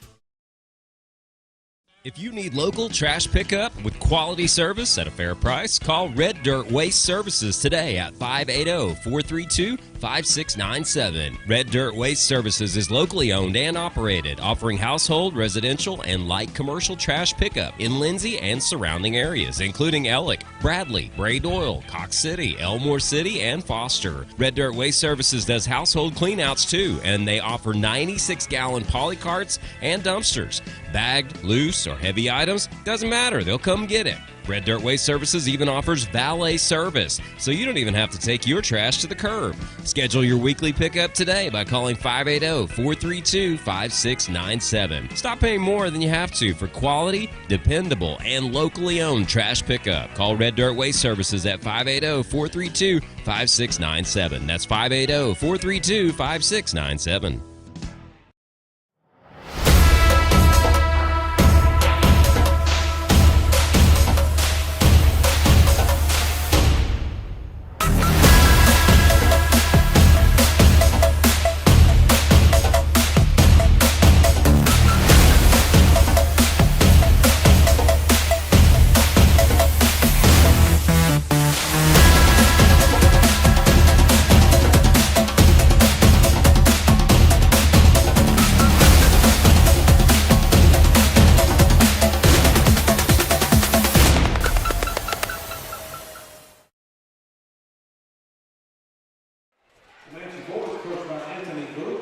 We are back here to get the boys going, and they are ready to do the starting lineup. So let's jump right in here for Comanche, who again comes in 2-5 on the season.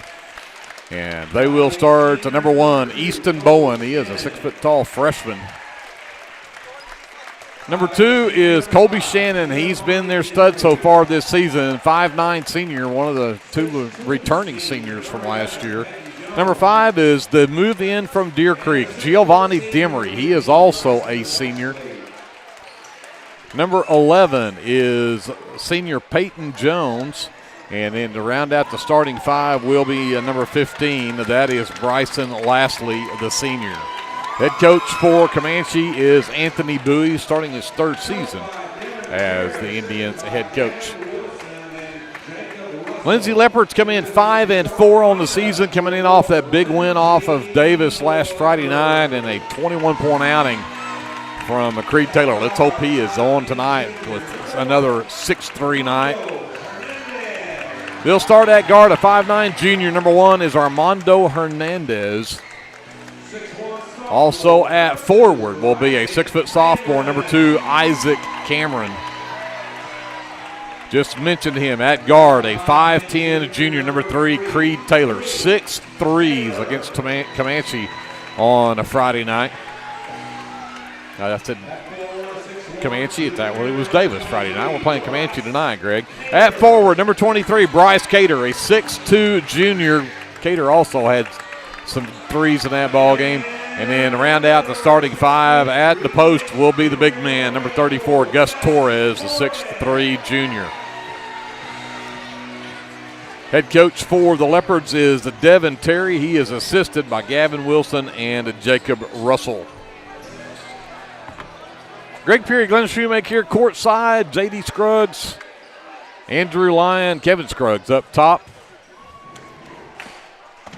Colton Harrell back at our studios in beautiful downtown Lindsay. A nice chilly Tuesday night. Isaac Cameron steps to the center circle against Peyton Jones to tip this one away. And controlled in the backcourt. Hernandez had to fight Bowen for that loose ball, but the Leopards will have it. Cameron gets it left wing from Hernandez. And Bowen nearly came up with a steal, and he did. In fact, they got it to Demery, who puts it up and in. The Leopards turn it over, and it's an immediately basket for Comanche. Yeah, they're really pressuring out and getting in passing lanes. Looks like they're in a 3-2 zone. Cameron all the way to the left corner for Cater, right back out to Cameron. Back to Hernandez, back over to Cameron. Quickly to Cater left side. Catch fire 3 from Cater is up. It's off the mark. Torres fights for a rebound, and he and Bowen tie it up, and the possession arrow belongs with Comanche. So Leopards start with a couple of turnovers. They'll come out full court. 1-2-2 trap here, looks like. Demery nearly lost it, but it's out of bounds. Hernandez just flat couldn't come up with the loose ball there. Yeah, good pressure right there. Had the guy trapped and just went off Bryce's leg. So Shannon will bring it across. Leopards back up into a man defense. Sends it over left side. Baseline jumper up and good from Colby Shannon. And Comanche jumps out to a 4-0 lead. Taylor, right side. Demery runs him off the line. Hernandez sends it back over to Cameron left side. Back out into the corner. Back out to Cameron. Quickly, Hernandez. Cameron. And he traveled with it. The Leopards have turned it over 3 times and have put up 1 shot. Yep. Timeout called by Coach Terry as the offense for the Leopards is stagnant. Got to get something going here. They're down by 4. A minute and a half into the ball game. 30-second timeout. We'll take it with them. We'll come back to Leopard Arena after this. This is Leopard basketball presented by the American Exchange Bank on KBLP Live. Do you have your Oklahoma medical marijuana card, or do you need your card? Rusty's can help you with that. We are your local vape shop and dispensary with more than 6 years of service as a modern smoke shop. Rusty's is located 1 block north of Cherokee Street at 204 Northwest 4th Street in Lindsay, and half a mile east of I-35 at 2401 West Grant Street in Pauls Valley. Get your stash at Rusty's.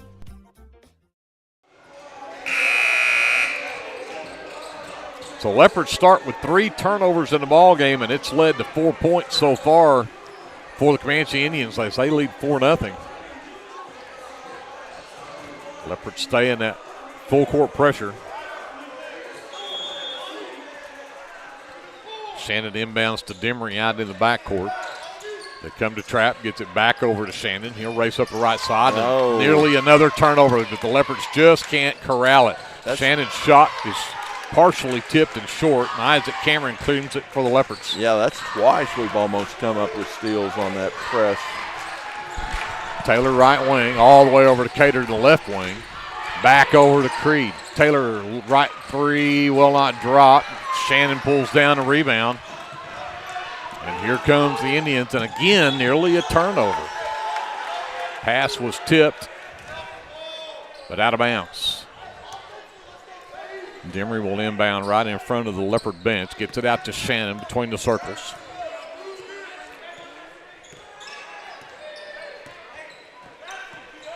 Trying to get away from Taylor. Comes back over to the left side. Jones surveys, sends it back up top.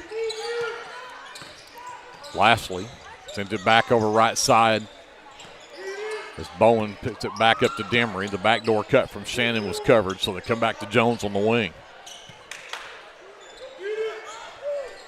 Shannon gets it back. He'll work back between the circles and reset it. Back over to the right side to Bowen. Back up to Jones between the circles. He'll hand it off to Lastly. Back over to Jones on the left wing. Leopard defense doing a great job of keeping them from getting any good looks here. Cutting off all the passing lanes. Finally, Lastly comes out with it near the half line. Back behind his back dribble, puts in a tough over his head shot, almost a hook shot there. Lastly got it to go. Comanches come out on a 6-0 run. Yeah, that was a really tough shot. Good defense, but better offense at that point. Taylor left side. Sends it back up top for Cater. Back inside Cameron. Pushes up underneath, and it won't drop, but he'll get free throws out of it. Nice strong move by Isaac Cameron. Gets the foul on Bryson Lastly. It's the first foul of the game.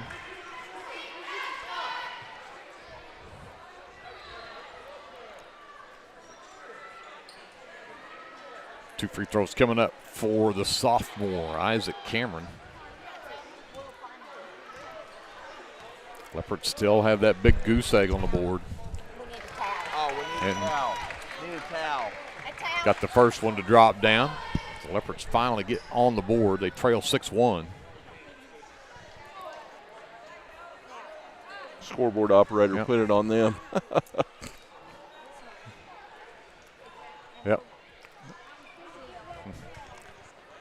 No, it's not. Has some. I already marked he made this one, Yep. so. Oh, well. So Cameron got both of them to go. It's 6-2. You already marked it. It had to happen, right? Yeah. Lastly with the basketball. Gets it away to Demery. Gets it across the timeline to Bowen out into the right corner. Double clutch three. Will not drop for Shannon, but he had the big man Torres flying after him, and Torres knocks him down. There'll be 3 free throws coming up for the senior Colby Shannon.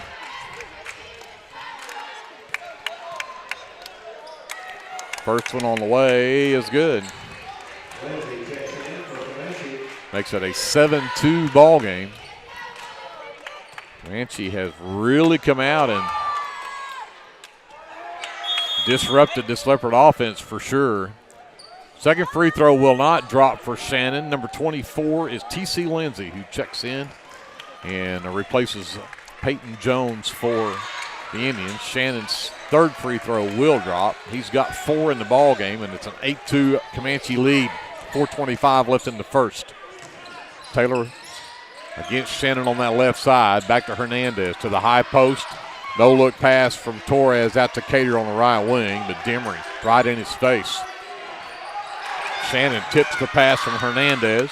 Got it back. Hernandez floater in the lane won't drop. Torres missed his first tip, got the rebound, and couldn't get the second one to go. But he gets another foul on Comanche, on Demery, his first, team's second in the quarter. And Torres to the line to shoot 2 free throws.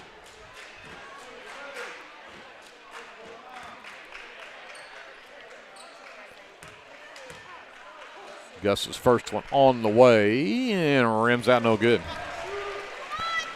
4:03 left here in the first quarter. It's been pretty much all Comanche here so far. 2 free throws is the only thing the Leopards have mustered so far from offense. Torres knocks the second one down. And into the ball game for the Leopards will be number 10, Hunter Russell. I was corrected by Mr. Russell. He is not 5'7", he is 6 foot tall. So 6 foot tall junior, Hunter Russell, number 10. Demery gets it back over left side for Lastly. Back to Demery, picked up by Cater. Works to the right wing, gets it to Shannon there. Cuts through, comes back up top to Lastly. Lastly with Russell on him. Russell cuts off his drive in the lane, gets it back up top to Lindsay. The backdoor cut, Demery gets an easy one. Got away from Cater. That was pretty, especially if you're a Comanche fan. Yeah. 10-3.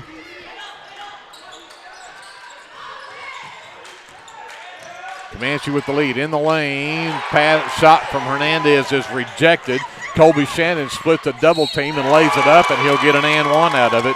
And right now, Comanche has the Leopards number on every level, and they're going to get free throws on an and one opportunity here with the foul coming on the number 2, Isaac Cameron, his first, team's second. 12-3 Comanche right now with 3:13 left in the first, and make it 13-3.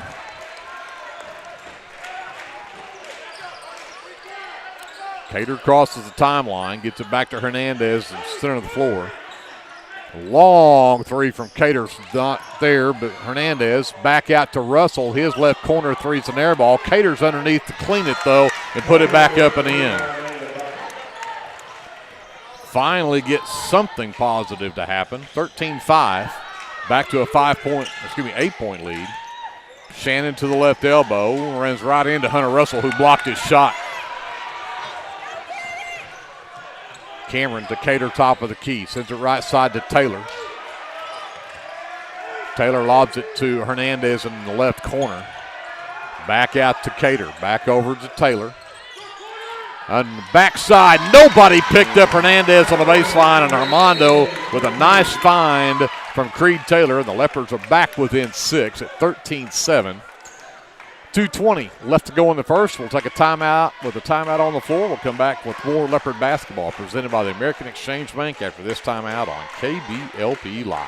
S&H Tank Service is your choice for Lindsay owned and operated vacuum truck service. S&H Tank Service's fleet is equipped with transports, bobtails, pump and kill trucks rated up to 10,000 PSI, plus hot oil units, rock trailers, frac tanks, mud and shell haul-off pits, and soil farming. As Lindsay High School graduates, S&H is proud to support Lindsay schools and all of their student activities. S&H Tank Service would like to wish the Leopards and Leopardettes the best of luck in everything they do. Give S&H a call anytime, 24/7 at 405-756-3121. That's 405-756-3121. And remember, your phone starts our trucks. That's S&H Tank Service of Lindsay. Number 5, Crew Flood, the 6-foot-tall freshman, has checked in to replace Gus Torres for the Leopards. It'll be Comanche basketball. They'll stay in this full-court pressure as Lastly has it in the backcourt. Picks up his dribble, gets it back away to Demery, gives it back to Lastly. They bring the trap, get it over to Demery. Back over to Lastly, left side, looks to attack, got in the lane, faked the pass, and got the jumper to drop. Nice job from Bryson Lastly. 15-7, back to an 8-point lead for Comanche. Cater sends it to Taylor, right corner, fakes the three. Can't get away from Demery, gives it back to Cater. They give it right back. Taylor for three. That's good. That's what we need. Yeah, if he gets on a run like he did last game, we'll be in the lead pretty quick. Quick catch and shoot three from the left corner will not drop for Lindsay. Cater has the miss. Quickly ahead in transition. Taylor turns around, steps through a double team, and can't get the shot to go. Out of bounds, last touched by Comanche. 15-10. Comanche a 5-point lead. Had a 10-point lead at 13-3. Taylor, double team, comes up top. Cater for three, no. Cameron tips the rebound, but right into the hands of T.C. Lindsay. Lindsay has the ball, picks up his dribble, and then traveled with it. Great job from Hunter Russell, who cut off the pass. Cooper Epperson, number 4, had checked in for Comanche and missed getting him along with 0, Cruz Lyle. But the turnover is just the second of the game for Comanche. Long three from Taylor does everything but go down. Lindsay with another rebound. Quickly ahead, Shannon fires a three right wing. That's short. Creed Taylor comes up with that one. He races ahead. Takes Lastly on one-on-one, but missed it too strong. Rebound tipped out of bounds. Last touched by the Leopards. 57 seconds left here in the first. It's a 5-point Comanche lead at 15-10. Number 35 is Bryson Gedhart. As Shannon will walk it up. Gedhart has it right wing. Tips it back up top. Epperson, Shannon, back between the circles is Lyle. Epperson, left side, back up to Shannon. Down to 35 seconds left here in the first. Back over left side. Lindsay, back to Shannon. Leopards in a 2-3 zone right here, just trying to keep Comanche from coming up with a shot here at the end of this quarter.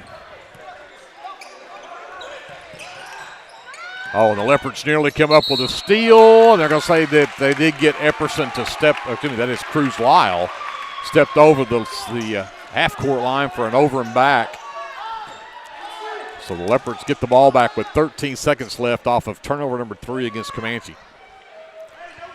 Cameron will inbound from the far sideline. Taylor in the backcourt to go get it. He'll work on Lyle across the timeline, and Lyle rides him all the way down the floor. Cruz Lyle picks up his first, team's third. So no free throws here. Russell now switches to throw the ball in the backcourt to Taylor. Lyle again with the defense. Taylor works across, 5 seconds, 4 seconds, gets to the free throw line. Cater left wing. Catch fire three is an air ball. I think Taylor would have been better off taking his shot at the free throw line. Cater was well covered out there on that wing. But 15-10 Comanche at the end of one. And Leopards will have the ball to start the second quarter. We'll do that right after this timeout. This is Leopard basketball presented by the American Exchange Bank on KBLP Live. American Exchange Bank, right here in Lindsay, is a locally owned and operated community bank that believes in just that, you, a community of fellow Leopards. We love our customers. We feel very grateful for each one. So if you are looking for a safe place to put your money, need help achieving that next dream project, or are simply looking for a different banking experience, give us a call at 405-756-3101. We look forward to serving you each day. Member FDIC and Equal Housing Lender. The Shopper News Note isn't just another paper. The Shopper News Note is a weekly publication that arrives in your mailbox every Wednesday for free. The Shopper offers free Shopper Topper advertisements, as well as news notes and classifieds. And everyone at the Shopper wishes the Lindsay Leopards good luck this season. Go Leopards!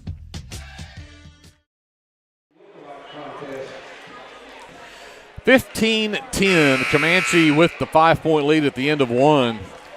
And it has been nothing but ugly for the Leopards. And you got to give credit to Comanche. They've forced it that way with the defense they've played. But see if the Leopards can turn things around here in this second quarter. Yeah, there's poor shooting from Lindsay. 3 for 14 from the field there in that first quarter. Just can't seem to get a shot to fall. Taylor back to Hernandez, lobbed to the high post to Torres, down low Cater, got his man in the air and had his shot blocked. Torres can't come up with it. It's still down there. Finally, Cater does, but he traveled with it, spinning out underneath.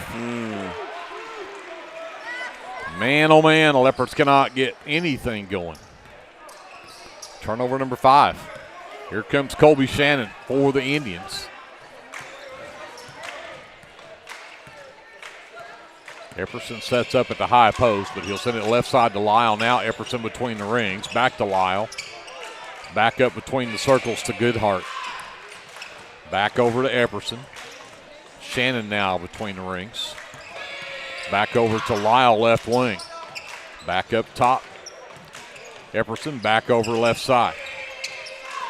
Goodhart wanted that, look at that three, and JD was saying he was watching him in warm-ups, and 35 can flat shoot the ball. We're fixing to find out that one was too strong, and rebound is tipped, last touched by Bryce Cater, according to the official, and it'll be Comanche basketball. And all the subs check out as the starters all return. So Bowens, Jones, and Demery all are back in. Still trying to find somebody to throw the ball into. Finally do get it into Bowen, top of the key. Picked up by Taylor. Demery gets it left side. Tries to get around Hernandez. Can't get it done. Now he'll back up, try it again. Sends it right side to Epperson. Epperson looks for cutters. Threw the ball away, but right into the hands of Demery. Catch fire three, left side from Bowen, won't drop. Cater claims the miss on the backside. And then threw it away, trying to get it in the fast break on the other end. Demery shot partially blocked, and Hernandez comes up with the miss underneath. This is going to get physical here if the Leopards can hang on to the basketball. Oh, the no-look pass from Cater looking for Flood down underneath. Turnover number 7 on the Leopards. Trying to go too fast sometimes. Yep. Nearly 2 minutes into this second quarter. Lyle gets it over to Epperson, right wing. Back out to Lyle between the circles. Goes to the high post. Epperson back out to Lyle. Quickly left side. Demery. 3 ball on the way. Is off the top of the backboard. No good. Another Cater rebound. In transition, tried to go to Taylor. And again, they just turned the ball over. They've got to slow down. So Flood checks out. Isaac Cameron back in for the Leopards. And also back in is Bryson Lastly, as Lyle will check out for Comanche. 5:40 left here in the first half. Still a 5-point Comanche lead. This is a score neither team has scored, and we're, 2.5 minutes into this quarter. Taylor nearly had his hand on the ball there, and then Bowen's free throw line jumper is off the mark. That's rebound number 5 for Cater. Yeah. Hernandez drives, sends it left side. Taylor catches, drops the three, won't go in. Rebound, Gus Torres, and he puts it back in. Leopards finally back within a possession at 15-12 as we approach 5 minutes left in the first half. Demery on the handle. Gets a screen from Jones. Comes left side to Lastly. Back out to Demery between the circles.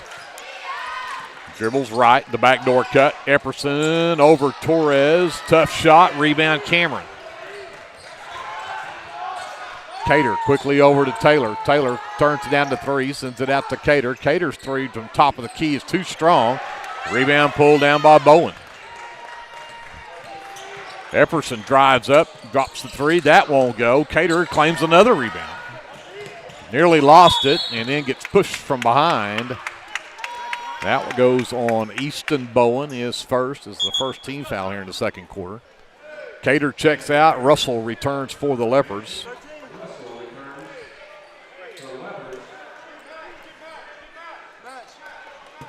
So 4:27 left to go here in the first half. 15-12, Comanche by 3. Leopards with the basketball.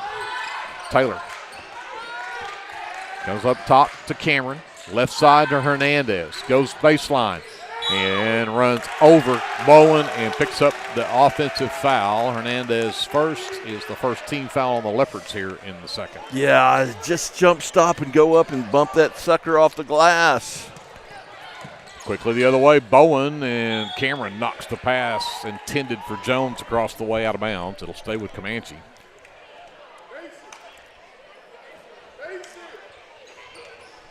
Shannon will inbounds under his own basket. Everybody covered. Cameron nearly came up with a steal, but Lastly will come away with it. And then he drives right down Main Street, gets rejected by Russell, but they're going to get the foul called on Russell. Hunter's first, team's second in the quarter, but it will put Bryson Lastly at the free throw line. Comanche is a team 3 for 3 from the free throw line. 3 for 4.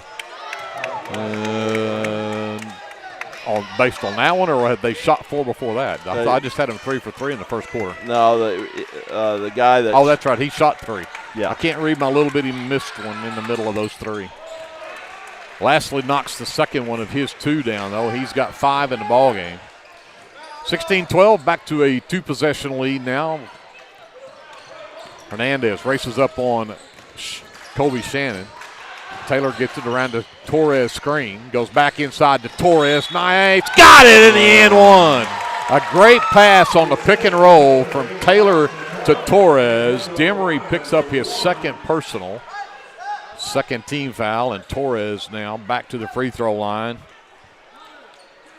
The old-fashioned three-point play attempt.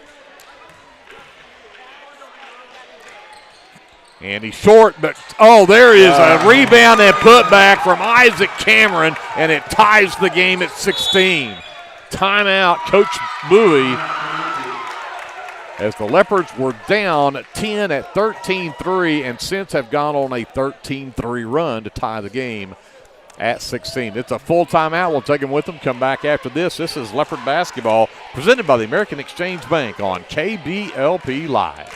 Sooner Valve Repair in Lindsay would like to wish the Lindsay Leopards and Leopardettes all the best during this season. When in need of a valve repair, come by Sooner Valve Repair at 106 Southwest 9th Street in Lindsay, Oklahoma, or call 405-756-1599. Good luck, Leopards, from Sooner Valve Repair in Lindsay.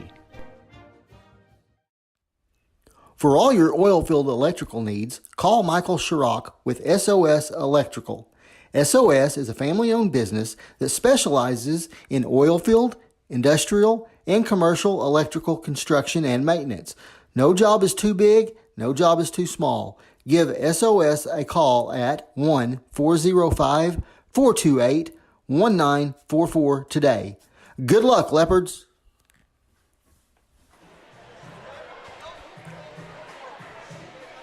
Back here at Leopard Arena, 3:44 left in the first half. Go back into that first quarter, Glenn. The Leopards were down by 10, 13-3. And since then, they have gone on a 13-3 run. They tied the game up at 16 here. But so the offense kind of getting going a little bit. But I think mostly it's because we settled down and quit shooting so many threes and started working on trying to get the ball inside. Yeah, we're 3 for 5 from the field this quarter. And Comanche is 0 for 7. And we're going to get a moving screen foul called on Bryson Lastly. That's Lastly's second personal, third team foul. So Leopards will get the ball back. Fourth turnover against Comanche. Taylor will inbound in the backcourt to Hernandez to bring it up. Bowen waits for him there, and a lob to the high post. Torres inside. Cameron can't get the shot to drop. Loose ball corralled underneath by Lastly. Yeah, I like that high-low action, though. Demery turns down to 3, sends it back out to Bowen. Bowen resets for the 3, and it's an air ball. Hernandez has the miss on the backside. Taylor hesitates, goes baseline, sends it inside to Torres. Torres, the pump fake, can't get it to go, but he'll get more free throws here. Nice pump fake as he picks up foul number 3 on Bryson Lastly, though. Fourth team foul here in the quarter. And Torres, who's fixing to shoot his fourth and fifth free throws, knocks that one down. Yep. And the Leopards have their first lead of the game at 17-16 with 3:05 left in the second quarter. Torres missed that one. Cater saves it. No, right into the hands of Epperson. Demery, the backdoor cut, gets it to Epperson in the corner. Run off the three-point line there to get it back out there. Jones underneath, sends it back up top to Demery, who has a look at three, but it's too strong. Long rebound is tipped right into the hands of Shannon. And then we're going to get a reach-in foul called against Armando Hernandez, trying to get the ball there. His second's the team's third. And that will bring Bryson Goldhart back into the game. Bowen checks out for Comanche. Shannon to inbounds. Demery gets it to Epperson left side and then threw it away. Turnover number 5. In transition, Cater avoids the block and puts it up and in. 19-16, Leopards by 3. Shannon nearly had it stripped again. And they're going to get a reach-in foul called on Gus Torres. His second, team's 4th now. Both teams with 4 fouls. The next one will put the other team in the bonus. 2:17 left to go here, and the Leopards have come back to take a 3-point lead after trailing by 10. Yeah, I think we actually reached like 3 times, and they caught us on the third one. It just happened to be Gus. Gus checks out. Cameron is back in. Demery back out into the corner to Epperson. He'll dribble toward the top of the key and hand it to Shannon. They trap him, give it back. Going hard, and Hernandez comes up with the steal. Cater steps top of the key. Taylor, corner 3 right side, and it's good. Creed's second 3, 22-16 Leopards. Behind the back dribble from Demery. Missed shot underneath, and Hunter Russell comes away with it. Hernandez pushes it up. Lobs to Taylor, inside Cameron, across the lane to Russell, puts it up and in. Great ball movement. Hunter Russell gives the Leopards an 8-point lead. They have outscored Comanche 14-1 in this quarter. And there's a timeout on the floor. 1.5 left before halftime. 30-second timeout. We're back with more Leopard basketball presented by the American Exchange Bank right here on KBLP Live. South Central Medical and Resource Center, we strive to provide the highest level of medical care to the communities that we serve. It's our goal to foster and inspire a family atmosphere, and that doesn't just start in our waiting room. That's why South Central Medical and Resource Center is a proud sponsor of Lindsay Athletics and Academics. Legends Pub House and Venue is your one-stop shop for good food and good entertainment. Come see us in Chickasha and stay tuned to our website for all of our upcoming events and shows. 1.5 left before halftime, and what a turnaround, Glenn, for this Leopard team who had just started out completely out of sorts in the first part of this game, and they have totally taken control now. Yeah, and we'll talk about the shooting numbers at halftime, but Comanche was 6 for 10 in the first the first quarter, and they are 0 for 10 so far in this quarter. Wow. So, Leopards are doing something right. Yeah, yeah. Shannon will give it to Demery to bring it up out of the timeout. Shannon works right, gets stopped by Flood, out into the corner for Epperson. Back up top, Demery, swings it left side. Gedhart sends it back up top to Demery. Picked up by Flood. Around the Epperson screen. Great hedge out there from Cater. Creed covers the backdoor cut from Shannon. Gedhart gets it back. Cameron nearly stole it a couple of different times, and it still was almost stolen. Demery finally does get it. Sends it to Epperson, and Epperson traveled with it. Again, just great defense with the Leopards covering every passing lane. So under a minute to go now, the Leopards with the basketball. And a chance to finally get a last shot right here. They want to work it down that far. Flood right wing. Back up top to Taylor. Russell left side, looking inside. Cameron. Spin move, lost the handle on the basketball. Cater ended up with it, missed his first attempt, went up with the second one, and that one won't go, but he draws contact. And we'll get to go to the free throw line. That goes on Demery. That's Demery's third.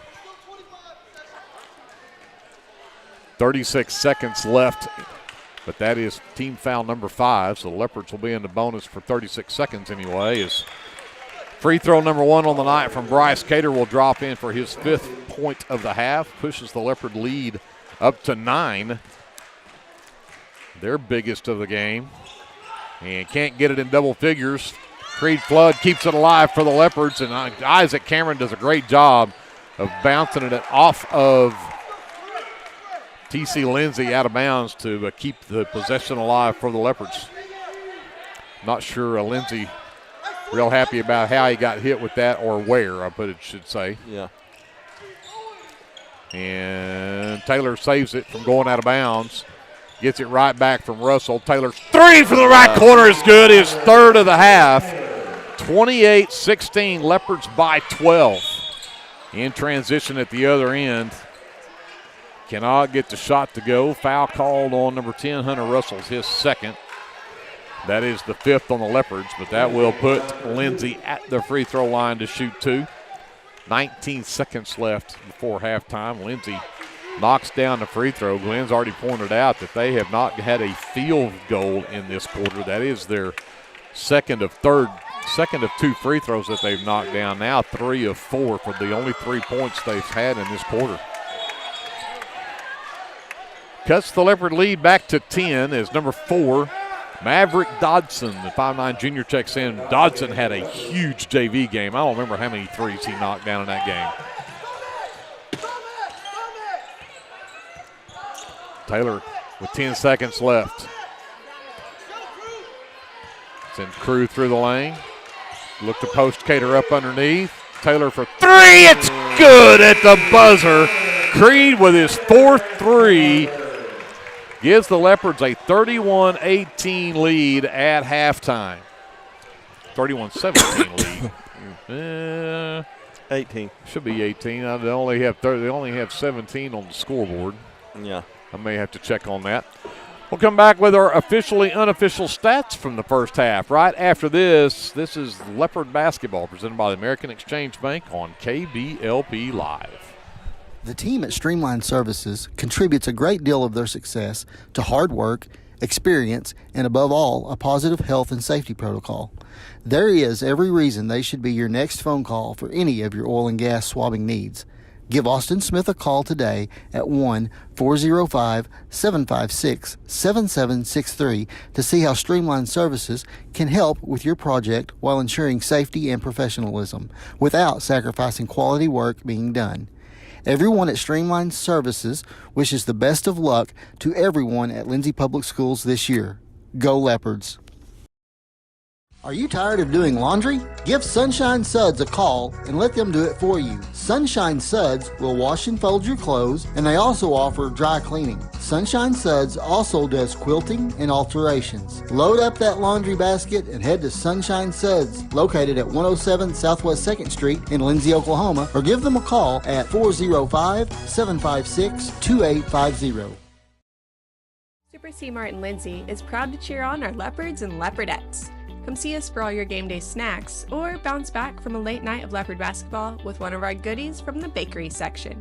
And make sure to download our app so you never miss a deal. Tabor's Drug has been locally owned and operated for almost 60 years and has employed many Leopards and Leopardettes. We are very proud to be a supporter of our sports teams. At Tabor's Drug, your prescriptions are filled with care and accuracy, and our pharmacist is available for free consulting concerning your prescriptions bought at Tabor's. We also offer interpreters for our Spanish-speaking friends. We are a very friendly store that has that small town feel. You can reach us at 405-756-4511. Come and see us. T&W Tire is a family-owned, full-service commercial tire company. As a leader in auto repair, T&W is more than just tires. Our highly qualified mechanics can get you back on the road no matter what you drive. We also specialize in serving the tire needs of commercial fleets, oil and gas, construction equipment, and a variety of industrial applications. So for your automotive needs, look no further than T&W Tire, located at 410 Southeast 4th in Lindsay, Oklahoma, or look up one of our many locations on tnwtire.com. El Unico Taco Truck is ready to curb your hunger. The traveling taco truck has locations in Lindsay and Blanchard and is available for catering services. You can contact El Unico to book your next event at 405-760-0821. El Unico enjoys supporting all of our leopards with their Taco Tuesdays. Reach out to El Unico for your next event. Are you a small business needing a little creative pick-me-up? Do you need to refresh your business cards or looking for a new logo? Is your business Facebook page still using photos from 2019? Tailored Creative Services offers services for logo design, business cards, photography, videography, and pretty much everything in between. Find me on Facebook at Tailored Creative Services, and let's talk about your next project.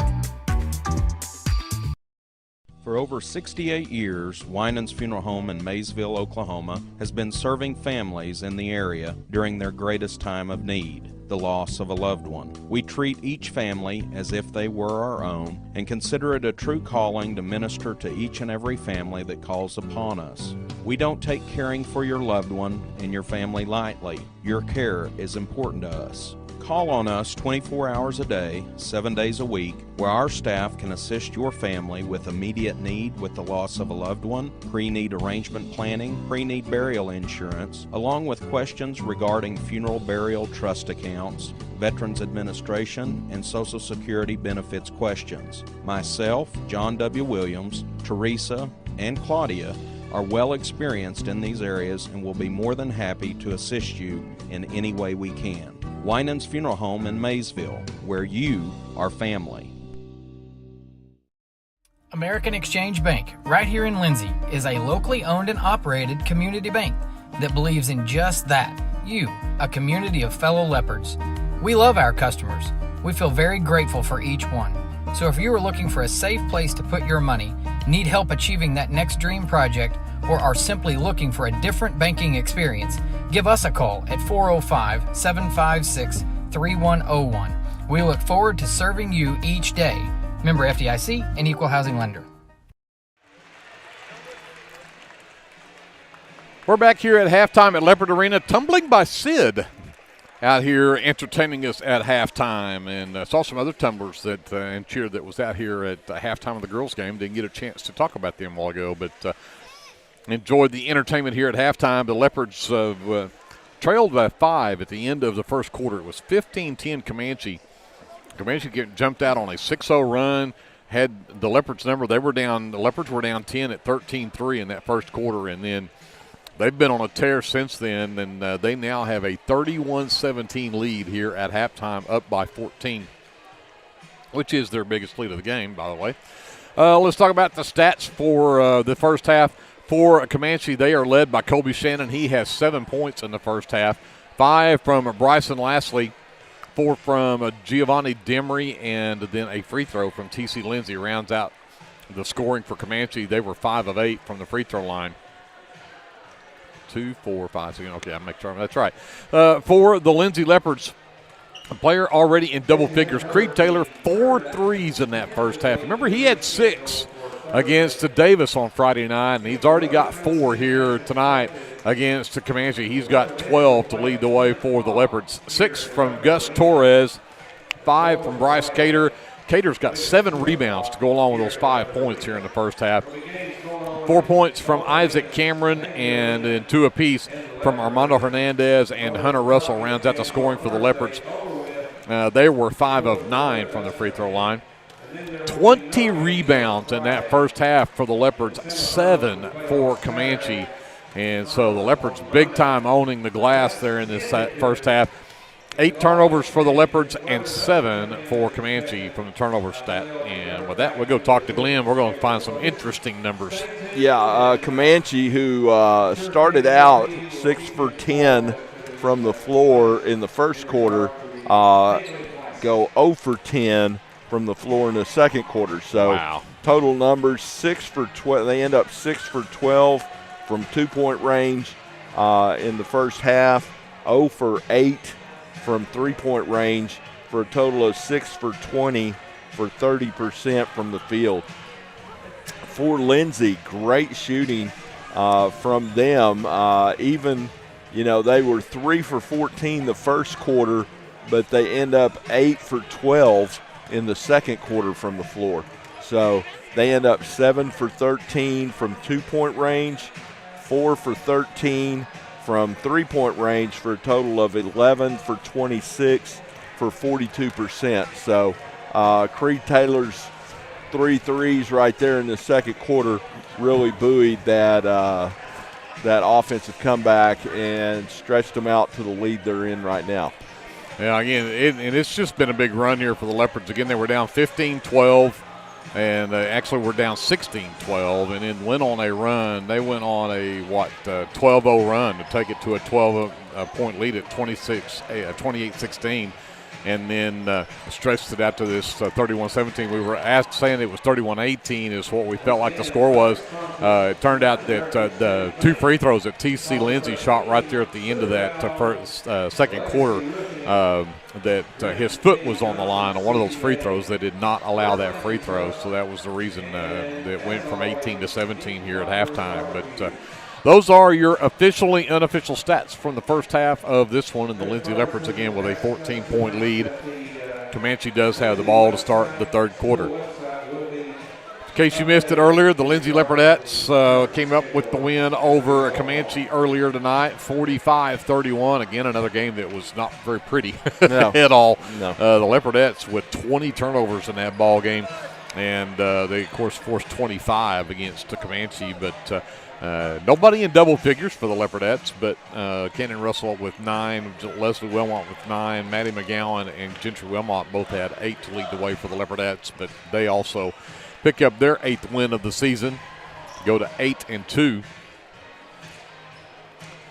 The Leopards trying to add 1 to the win column here tonight as well. With a 14-point lead, we're thought the third quarter.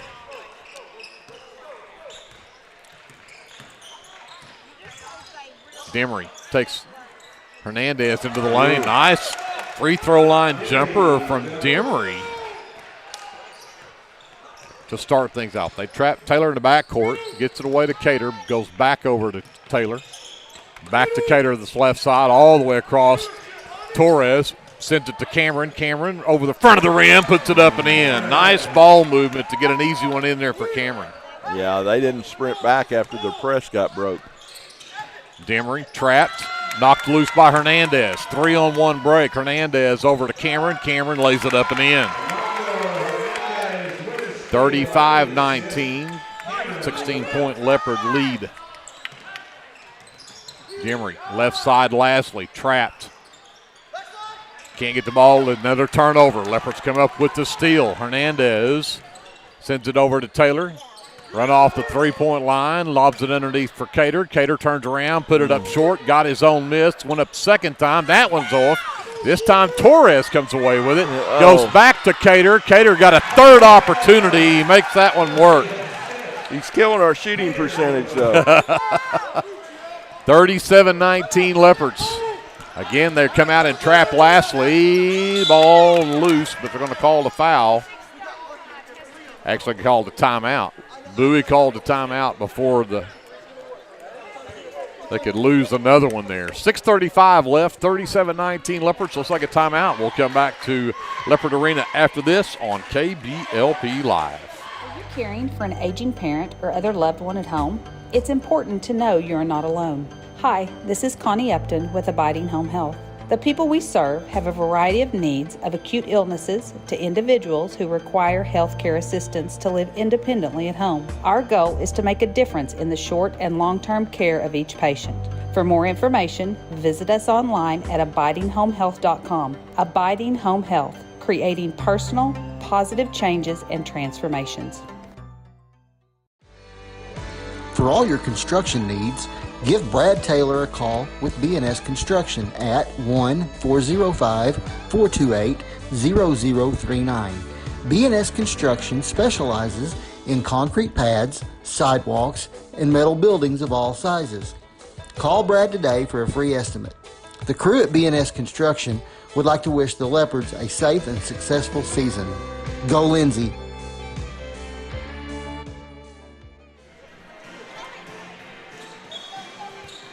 6:35 left here in the third quarter. Shannon gets the inbounds for Comanche out of the timeout again. They go out and trap him.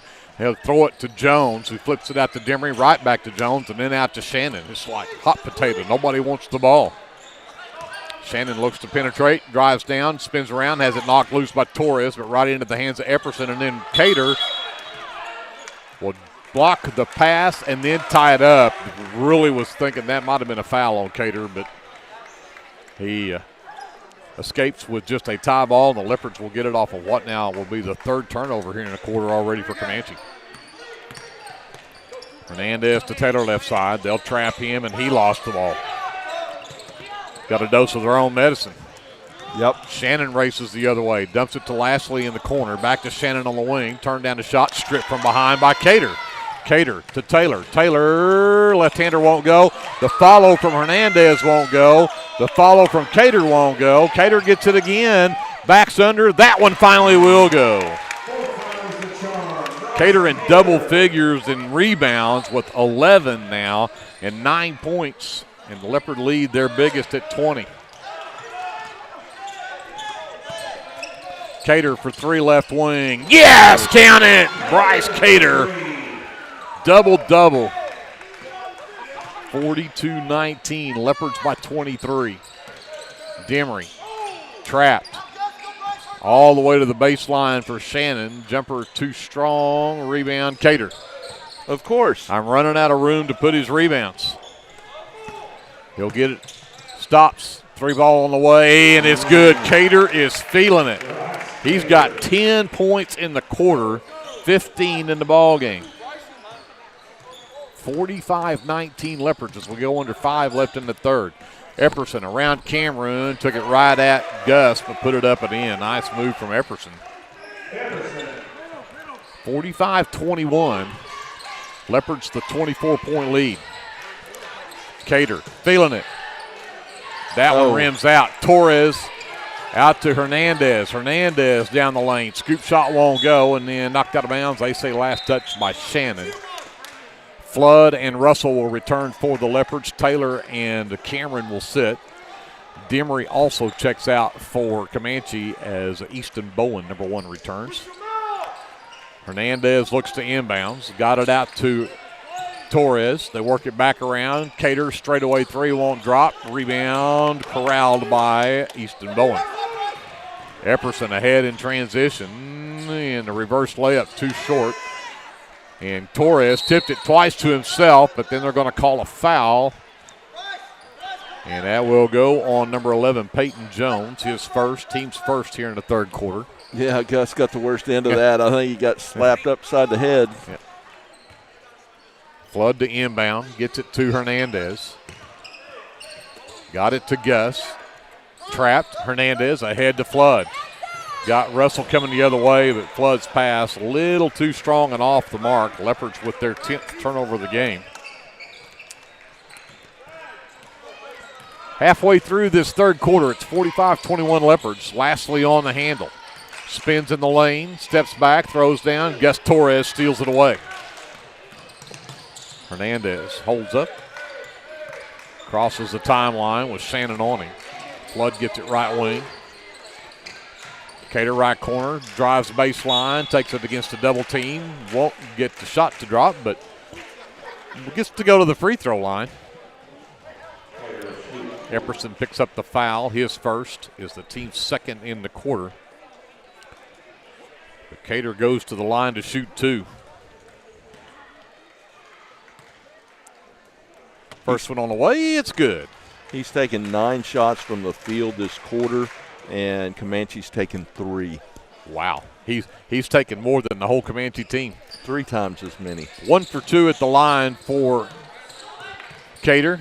Rebound comes the other way with Lashley in the lane. Tries to get around Russell, can't get there. And then Lashley threw it away. Cameron and Taylor return. Hernandez and Cater will check out. Taylor. Trapped in the backcourt. Torres has it knocked away from him, and Russell's right there to corral it. Into the lane. Russell up and in. What a move by Hunter Russell. 48-21 Leopards. Shannon up top, Demery. Left side, Epperson. Demery, left wing with dribble. Trying to get around Taylor. Gets to the free throw line. Jumper from Demery up and good. That's the way he started the quarter. That free throw line jumper. He's got 8 in the ball game. Taylor right down Main Street. The left-hander won't drop, though. Too strong. And rebound. They're going to call Cameron for the push-off underneath on the rebound. Isaac's second. Just the first team foul on the Leopards here in this third. Checking in for Comanche for the first time, number 32, Jonathan Alvarez. And Lyle also returns. Shannon trapped. And too much. Torres jumped in the air and landed on him, and Gus picks up his third. Again, just the second team foul, so no free throws here for Comanche. Shannon to inbounds, gets it in the backcourt to Demery. Waits for the screen from Alvarez. Taylor chases Shannon into the lane, hesitates, elevates, but left it short, but the rebound tipped right back out to him. Flood picks up Shannon now. Lyle on the right wing, has Russell on him, and then Russell stuck a foot out there and tripped him. Hunter Russell will pick up foul number 3 himself, and the third team foul. 48-23, Leopards by 25. 2:15 left to go here in the third quarter as Shannon will get the inbounds and bring it across the timeline. Goes to Demery right wing. They trap, and then Hunter Russell comes away with the steal. 14 turnovers. Taylor, left wing three, is short off the front rim. Cameron off the miss. Will get to the free throw line as he picked up rebound number 5. And the foul on Comanche called on Easton Bowen, his second. That is the third team foul in the quarter on Comanche. Cameron to the line tonight. 2 for 2 his first trip. That one also perfect. Gives him 9 in the ball game and makes the Leopard lead 26 now at 49-23. See if Isaac can put the Leopards at the half-century mark. He does. He's 4 for 4 at the line, double figures with 10. 50-23 Leopards. 1:55 left here in the third quarter. Bowen threw it away. Russell with another steal. Russell against Demery, too strong. Flood could not get his shot to go in either. Baseline floater from Shannon won't drop. Cameron with the rebound, his 6th of the night. Russell traps, gets it to Cameron. Cameron drives down, dumps it to the left side. Flood up and in. Crew Flood's first basket of the game. 52-23, Leopards by 29. Shannon around the screen from Goathead. That was Alvarez. Missed the shot. Alvarez somehow got that back up and put it in. 52-25 with a minute to go here. Taylor away to Russell. Russell races ahead, dumps it over to Flood. Flood across, intended for Torres. It's knocked out of bounds by Lyle. So Leopard basketball with 55 seconds left in the third. Now Goathard checks in. Shannon will check out. Inbounds to Cameron. Fake the handoff to Taylor. Takes it back himself and puts it up and in. Isaac Cameron. 8 in the quarter, 12 in the game. They hedged on the handoff, and Isaac just said, hey, I'll take it. Alvarez had another close look. Missed it. Cameron with his 7th rebound and then gets tied up by Alvarez. Possession arrow with the Indians. 54-25 is the score as I have it. 38 seconds left. Flood nearly knocked it away from Demery. Alvarez gets it out top of the key. Sends it to Bowen. Bowen, long three on the way from Easton Bowen. He knocks it down. And Lyle hustling for a steal there, but knocked it out of bounds. So Cameron try this inbounds again. Gets it to Russell, to Taylor. Got away from the double, lost it, but managed to get back to it. Down to 18 seconds. Triple teamed. All the way over to Russell, right wing. 3-ball on the way, partially blocked, and then a foul on Cruz Lyle. And this should be 3 free throws coming up for Hunter Russell. Lyle's second personal is the 4th team foul in the quarter with just 11 seconds left. But Hunter Russell heads to the free throw line for the first time tonight to shoot 3. And the first one won't drop.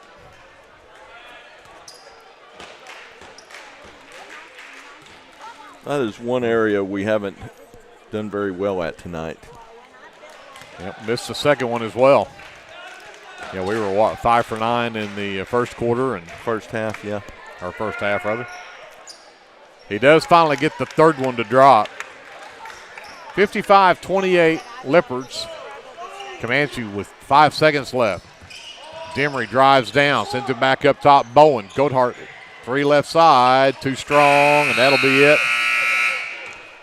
It'll be a 27-point Leopard lead at the end of 3 at 55-28. Send it back up to JD. We'll take a timeout, and we will come back and get you set for the fourth quarter right after this. This is Leopard basketball presented by the American Exchange Bank on KBLP Live. BC Factoring and Finance is a local, family-owned finance company. We assist small businesses with flexible and creative financing solutions to meet their cash flow needs. Call us to discuss ways we can help free up your time to focus on building your business. Visit us online at bcfactoring.com or give us a call at 405-259-2104. Go, Lindsay! Craving a taste of authentic Mexico right here in town? Head over to Casa 13. Order to go and settle in for all your Leopard action at home. Now serving breakfast Saturdays and Sundays. Come see us at 110 Southeast 4th Street. Go Leopards! This is Brandon Cottrell, pastor at Calvary Baptist Church. Just want to take a moment and invite you to come worship with us this Sunday. Classes begin at 9:30 and worship follows at 10:45. We have something for all ages each Wednesday night. Meals begin at 5:30 and Bible study follows at 6:30. We would love to have you come be a part of our worship. We're located 410 West Chickasaw. Come join us. Leopards with the ball to start this fourth quarter. Number 4, Maverick Dodson back in the ball game for the Leopards. Dodson around the screen, and shot is blocked by Lashley. Lashley left side, works on Dodson, gets to the free throw line, reverses back to his left, looking for some help, gets it up to Goathart. Right side, Shannon, picked up by Flood, now picked up by Hernandez on the switch. Lashley with Dodson on him top of the key.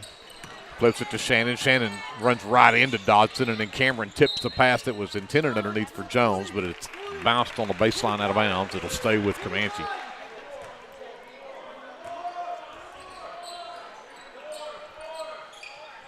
So Shannon under his own basket to inbounds.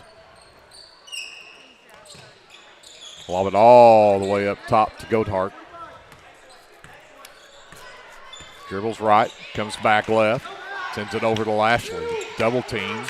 Gets into the lane. Stops. And they're going to call a foul on the Leopards. And that'll go on Crew Flood. Crew's first. First on the Leopards here in the fourth.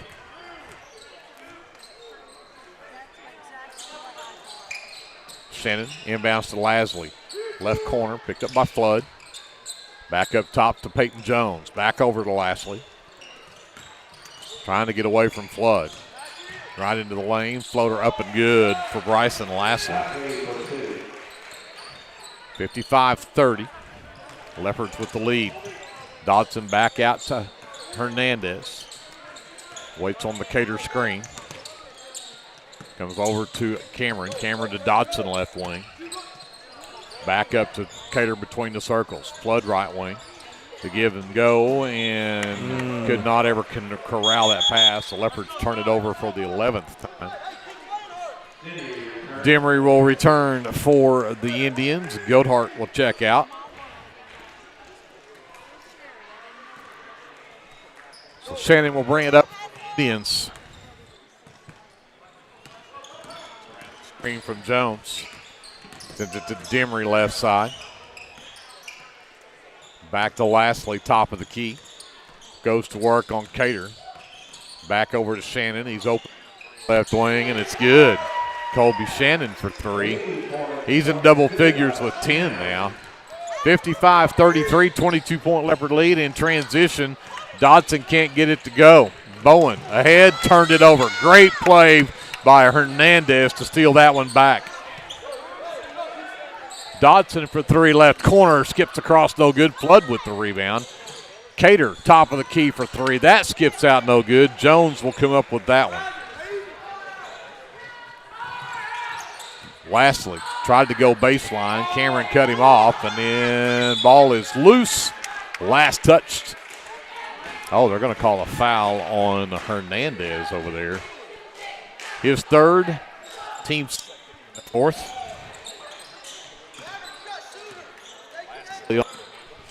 You're cutting out. Yep. Bowen out to Shannon. Back up top to Lastly. Down the lane, floater, high off the glass and in. He's good at that little just floater teardrop. 55-35, a little 7-0 run here from Comanche. Cater all the way underneath. I'm still looking for Dodson. He puts it underneath the Flood. Flood can't finish it. Jones comes away with the miss. And Shannon got away from Hernandez with the ball, missed the three. Jones keeps it alive. Demery for three straight away. That won't go. Cater gets that rebound. And we're going to timeout called by Coach Devin Terry. Things getting out of control here. The Leopards had a 27-point lead. Is down to 20 now. Full timeout. We'll come back after this. This is Leopard basketball presented by the American Exchange Bank on KBLP Live. Clements Insurance provides insurance coverage to best suit your needs. We offer auto, home, farm, life, and business policies. Come by 109 West Chickasaw or call 405-756-2253. Clements Insurance is carrying on the tradition to satisfy you. So come see me, Keith, or Beth. Go Lindsay. The City of Lindsay is a proud sponsor of LHS athletics and academics and wishes all Leopards and Leopardettes a healthy, happy, successful season. Pregame Incorporated is a proud supporter of the Lindsay community. We hope you'll keep us in mind for all your oilfield electrical needs. You can give us a call at 405-756-4773.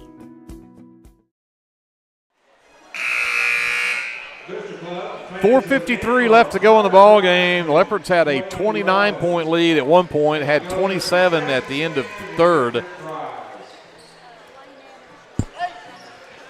But it's 20 right now, 55-35. Leopards with the lead and the basketball. Comanche not giving up. Cater to inbounds, gets it to Cameron. He'll be trapped. Gets it away to Hernandez. They'll go to trap him, get it right back to Cameron. Rushes across the timeline, sends it over on the left wing, goes down underneath. Flood got away from Demery, got it up and in. That was a tough shot from Crew Flood. 57-35 Leopards. Three-pointer left side from Bowen won't go. Cater with another rebound. Hernandez left side, spins, and nearly threw it away. Bowen crashes into the scorer's table trying to save it, but out of bounds off of Comanche.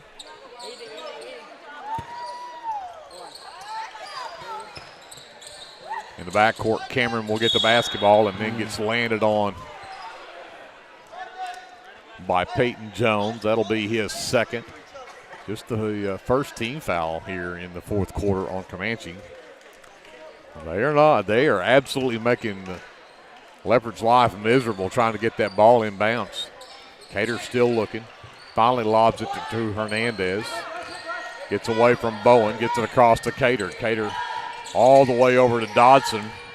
Dodson spins in the lane, needs some help, sends it back out to Cameron, and he'll go back up between the circles to Hernandez. Back to Dodson right wing, around the Cameron screen. Cater lobbed underneath for Cameron, had the height advantage on Demery, but lost it out of bounds. The Leopards turn it over for the 12th time. Halfway through this fourth quarter, it's a 22-point Leopard lead. Demery to Shannon left side, goes into the corner. Bowen sends it back up to Demery between the circles. Left wing back into Shannon in the corner. Bowen back up with Lastly between the circles. Now swing it right side to Demery. Back to Bowen, looks to drive down, cut off by Flood. Lastly for three left corner, high off the glass, no good. Dodson with the miss. Ahead, Cater. Demery was right there. Cater fell down. It'll be a jump ball. And possession arrow Comanche. Turnover number 13. Russell returns. Cater will sit for the Leopards.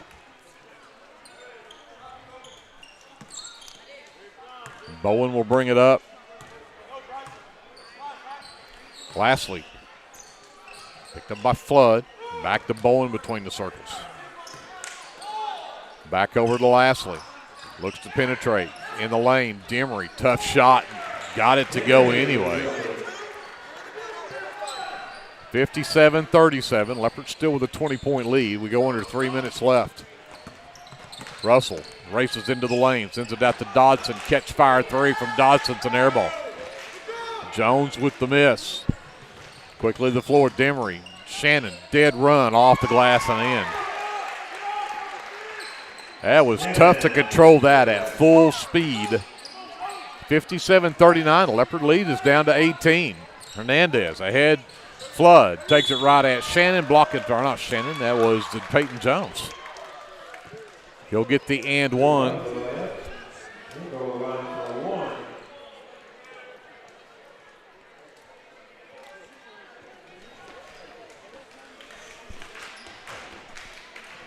Yeah, she's confused on who the foul was. It was on 11. That was Peyton Jones. His third. Second team foul. But this is the and one for Flood as he got the shot to go to put the Leopards back up by 20 at 59-39, and a free throw coming up for Crew Flood, and the freshman leaves it off the back rim, no good. Lastly, quickly ahead, Demery was not ready for it. And Flood had it, races the other way with it, and got his shot rejected at the rim, but fouled by number 15, Bryson Lastly. Pretty big rejection there, and maybe some thought that was a pretty clean block. But Flood, who missed his only a free throw attempt in this quarter, he is now what, 5 at the line. This will be his 6th free throw attempt. I'm sorry, I'm writing notes on the wrong place. That was Russell. Flood doesn't get that one to go either.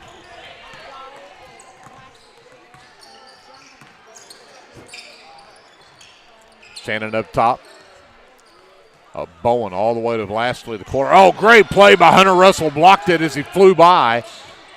Lastly with the reverse layup doesn't go. Rebound is pulled down in the lane, though, by Lindsay, and then tied up. Possession arrow Leopards.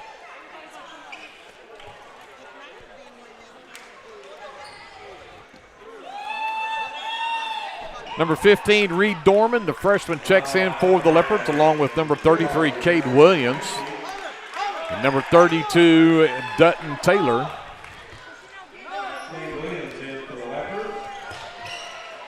Dodson inbounds to Flood. Gets it to Taylor.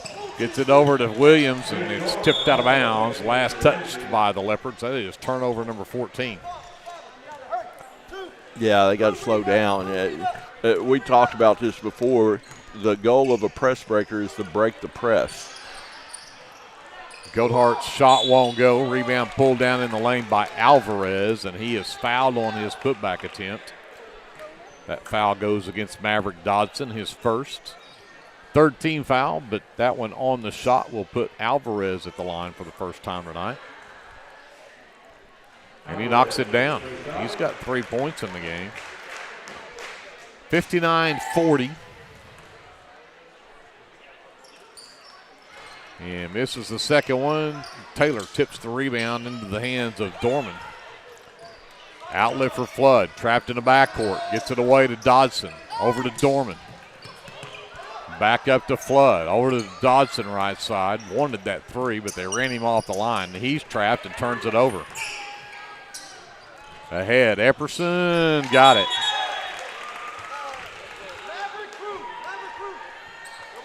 Minute 22 left. It's 59-42 Leopards.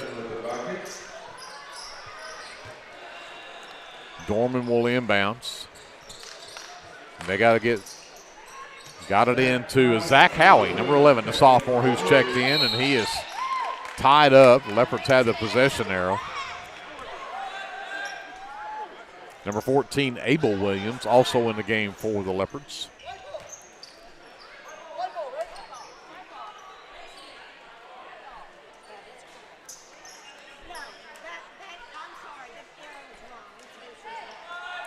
The arrow is incorrect. It is Comanche basketball. 59-42, Leopards with a minute 18 left in the ball game. And inbound pass is tipped. Oh, Dorman took a clothesline from Goathart right there.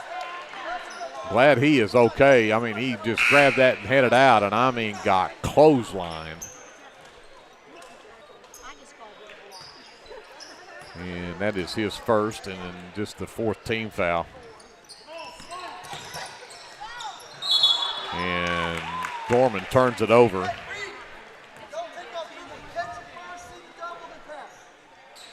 So back to Comanche basketball. A minute 12 left in the ball game. Goathart back to Epperson. Catch fire three, left wing is short. Rebound Taylor. That is Dutton Taylor. Make sure I keep that straight. And then Dutton throws it away. And then Reed comes up with another steal. Then it's stolen from him, but kicked out of bounds by Lyle. It'll be Leopard basketball. Ooh. This is getting wild here at the end. Owen Cook, number 55, and the number 10 is Muskegee. Zach Howie's got somebody he's taller than.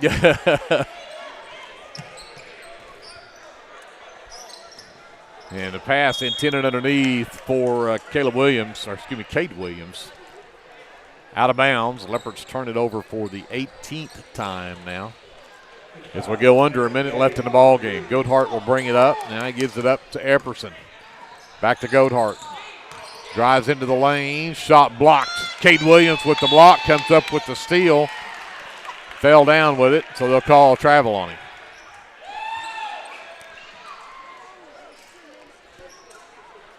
Goathart to Epperson in the right corner. Run off the three-point line by Dorman. Back out to Goathart. And that three will not go, but Epperson with the long rebound gets to the free throw line. That won't go. Dutton Taylor skies for a rebound. Gets a player up over his back, and that'll go on Owen Cook.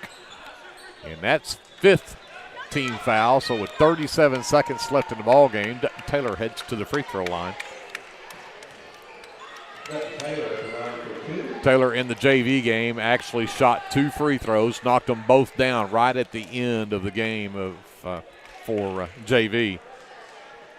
So he should pick up right where he left off. Nope. Yeah. I tried real hard.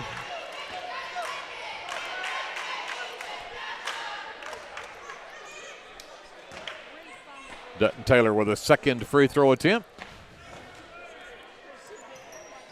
And that one's short as well, but a nice rebound underneath from Abel Williams. Ball is loose. Dutton Taylor comes up with it. Dorman has his pass blocked right back into him.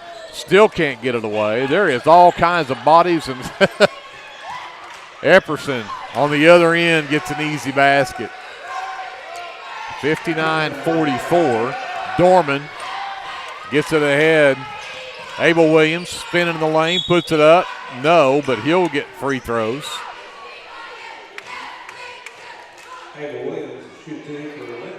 Foul called on Bryce Goathart, his second. Officials are going, we didn't know we were going to call a JV game. And that's what they're doing. This is the JV teams. Yeah. Abel short on his first free throw attempt. Leopards have not hit a free throw in this quarter. They're what? 1, 2, 3, 4, 5, 6. 0 for 6 so far. 0 for 7. Epperson with the rebound. Cade Williams nearly came up with a steal. A catch-fire three is an air ball underneath. Dutton Taylor saves it, and that'll do it. So the Leopards end up with a 15-point win at 59-44. Doesn't really tell the story. The Leopards had a 29-point lead at one point in this ball game before they brought the bench into the game. But 59-44, the Leopards improved to 6-4 on the season. And Comanche will drop to 2-6. Let's send it back up to JD. We'll take a timeout. Be back to wrap it up from Leopard Arena right after this on KBLP Live. American Exchange Bank, right here in Lindsay, is a locally owned and operated community bank that believes in just that, you, a community of fellow Leopards. We love our customers. We feel very grateful for each one.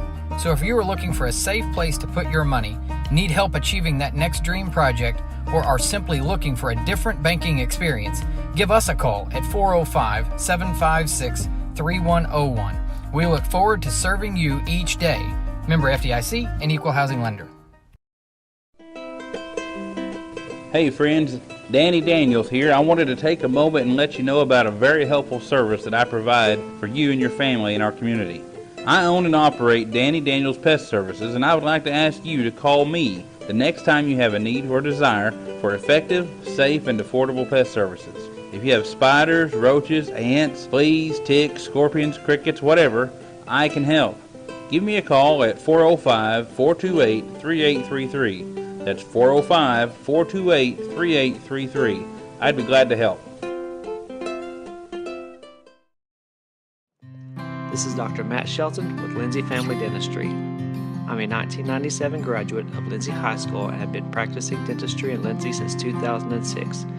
We welcome you to come to our dental practice so we can help you and your family with all your dental needs. We offer dental services for everyone at every age, from braces to aligners to crowns, bridges, dentures, and implants. Give us a call today at 405-756-4093 or stop by at 102 Southwest 7th Street and let us give you the healthy, beautiful smile you've always dreamed of. Capturing all your special moments is such a blessing to me, from running down the ball field to walking down the aisle. Call or text Photography Blessings by Lacey for all your photography needs. 405-428-0305. Go Leopards and Leopardettes.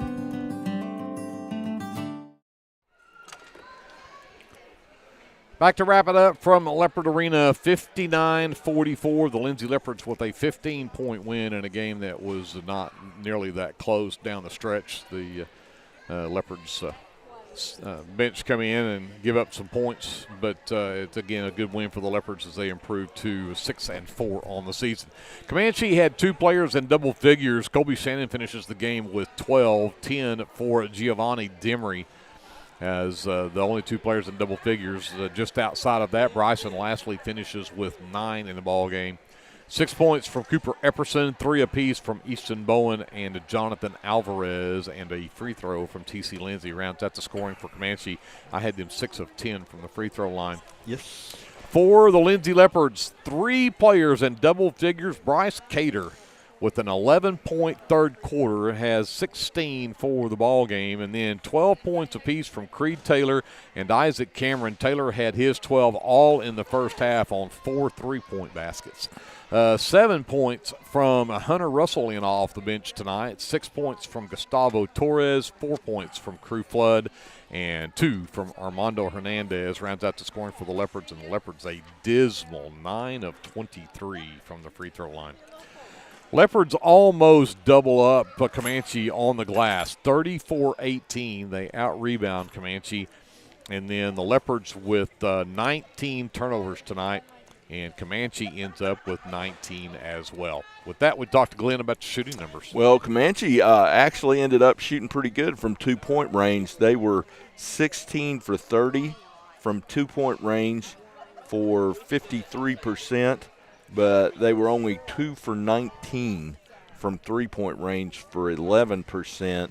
So they finished 18 for 49 from the field for 37%.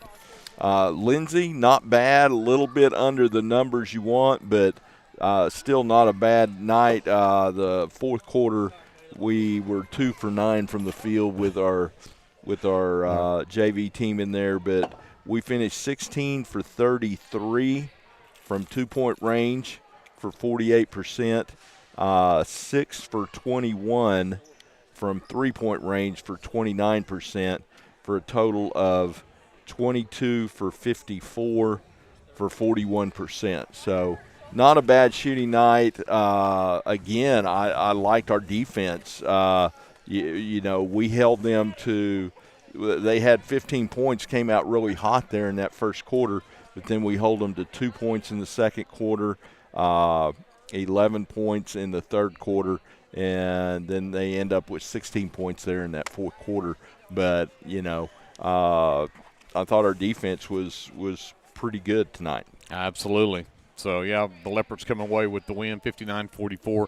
Leopardettes also had a big win tonight, 45-31. They defeat the Lady Indians. The Leopardettes now 8-2 on the season, and, again, ranked number 13 in the state in Class 3A.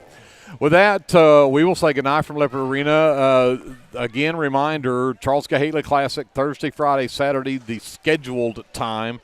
They've made up an alternate schedule in case the weather does come in on Thursday like they think it is. And, again, you'll just have to keep up with our social media, the school social media, with KBLP 105.1 FM. Jason Wallenberg will keep you up to date as well. But if the weather does move in, they will move the Leopardette game to 10 a.m. on Thursday morning, the Leopard game to 2 o'clock Thursday afternoon. If the weather does not move in, we'll do everything just like it was planned to do on Thursday, Friday, Saturday. But if the weather comes in, we'll do a Thursday morning and afternoon, and then we'll go to Saturday and Monday for the last 2 days. Right, and they'll make that decision Wednesday night. Yeah. I mean, by Wednesday night, they'll have made that decision, got that word out. So everybody will have plenty of time to plan and know what time your teams are playing. Caleb Hall just volunteered that he would go pick up anybody that needed to be picked up if the weather was bad. So, but hey, I think he's got a four-wheel drive. I bet he does. In fact, I may have to call him. You know, but Glenn, great job tonight. Hey, you too. And we'll see what happens on Thursday. I may see you, we may not, depending on when we play. But right. Big thank you to J.D. Scruggs as well on the live stream, and to Andrew Lyon on the camera up there, Kevin Scruggs, and, of course, Colton Harrell back downtown at our stations in Lindsay for running the FM side. My name is Greg Peary. We'll say goodnight from Leopard Arena. We'll see you hopefully on sometime on Thursday for more Lindsay Leopard and Leopardette basketball. Until we see you then, remember, whatever you do, always be a good sport. American Exchange Bank, right here in Lindsay, is a locally owned and operated community bank that believes in just that, you, a community of fellow leopards. We love our customers. We feel very grateful for each one. So if you are looking for a safe place to put your money, need help achieving that next dream project, or are simply looking for a different banking experience, give us a call at 405-756-3101. We look forward to serving you each day. Member FDIC and Equal Housing Lender. Legends Pub House and Venue is your one-stop shop for good food and good entertainment. Come see us in Chickasha and stay tuned to our website for all of our upcoming events and shows. This is Dr. Matt Shelton with Lindsay Family Dentistry. I'm a 1997 graduate of Lindsay High School and have been practicing dentistry in Lindsay since 2006. We welcome you to come by our dental practice so we can help you and your family with all your dental needs. We offer dental services for everyone at every age, from braces to aligners to crowns, bridges, dentures, and implants. Give us a call today at 405-756-4093 or stop by at 102 Southwest 7th Street and let us give you the healthy, beautiful smile you've always dreamed of. Craving a taste of authentic Mexico right here in town? Head over to Casa 13. Order to go and settle in for all your leopard action at home. Now serving breakfast Saturdays and Sundays. Come see us at 110 Southeast 4th Street. Go Leopards!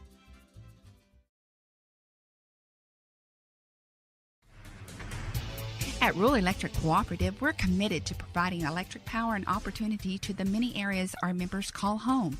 That includes supporting youth programs that teach life skills and build character. With REC, you're more than a customer, you're a member owner. And that's why we're always working hard to provide you with the most dependable electric power possible. As a Touchstone Energy Cooperative, REC is dedicated to providing the best service possible and supporting the communities in our service area.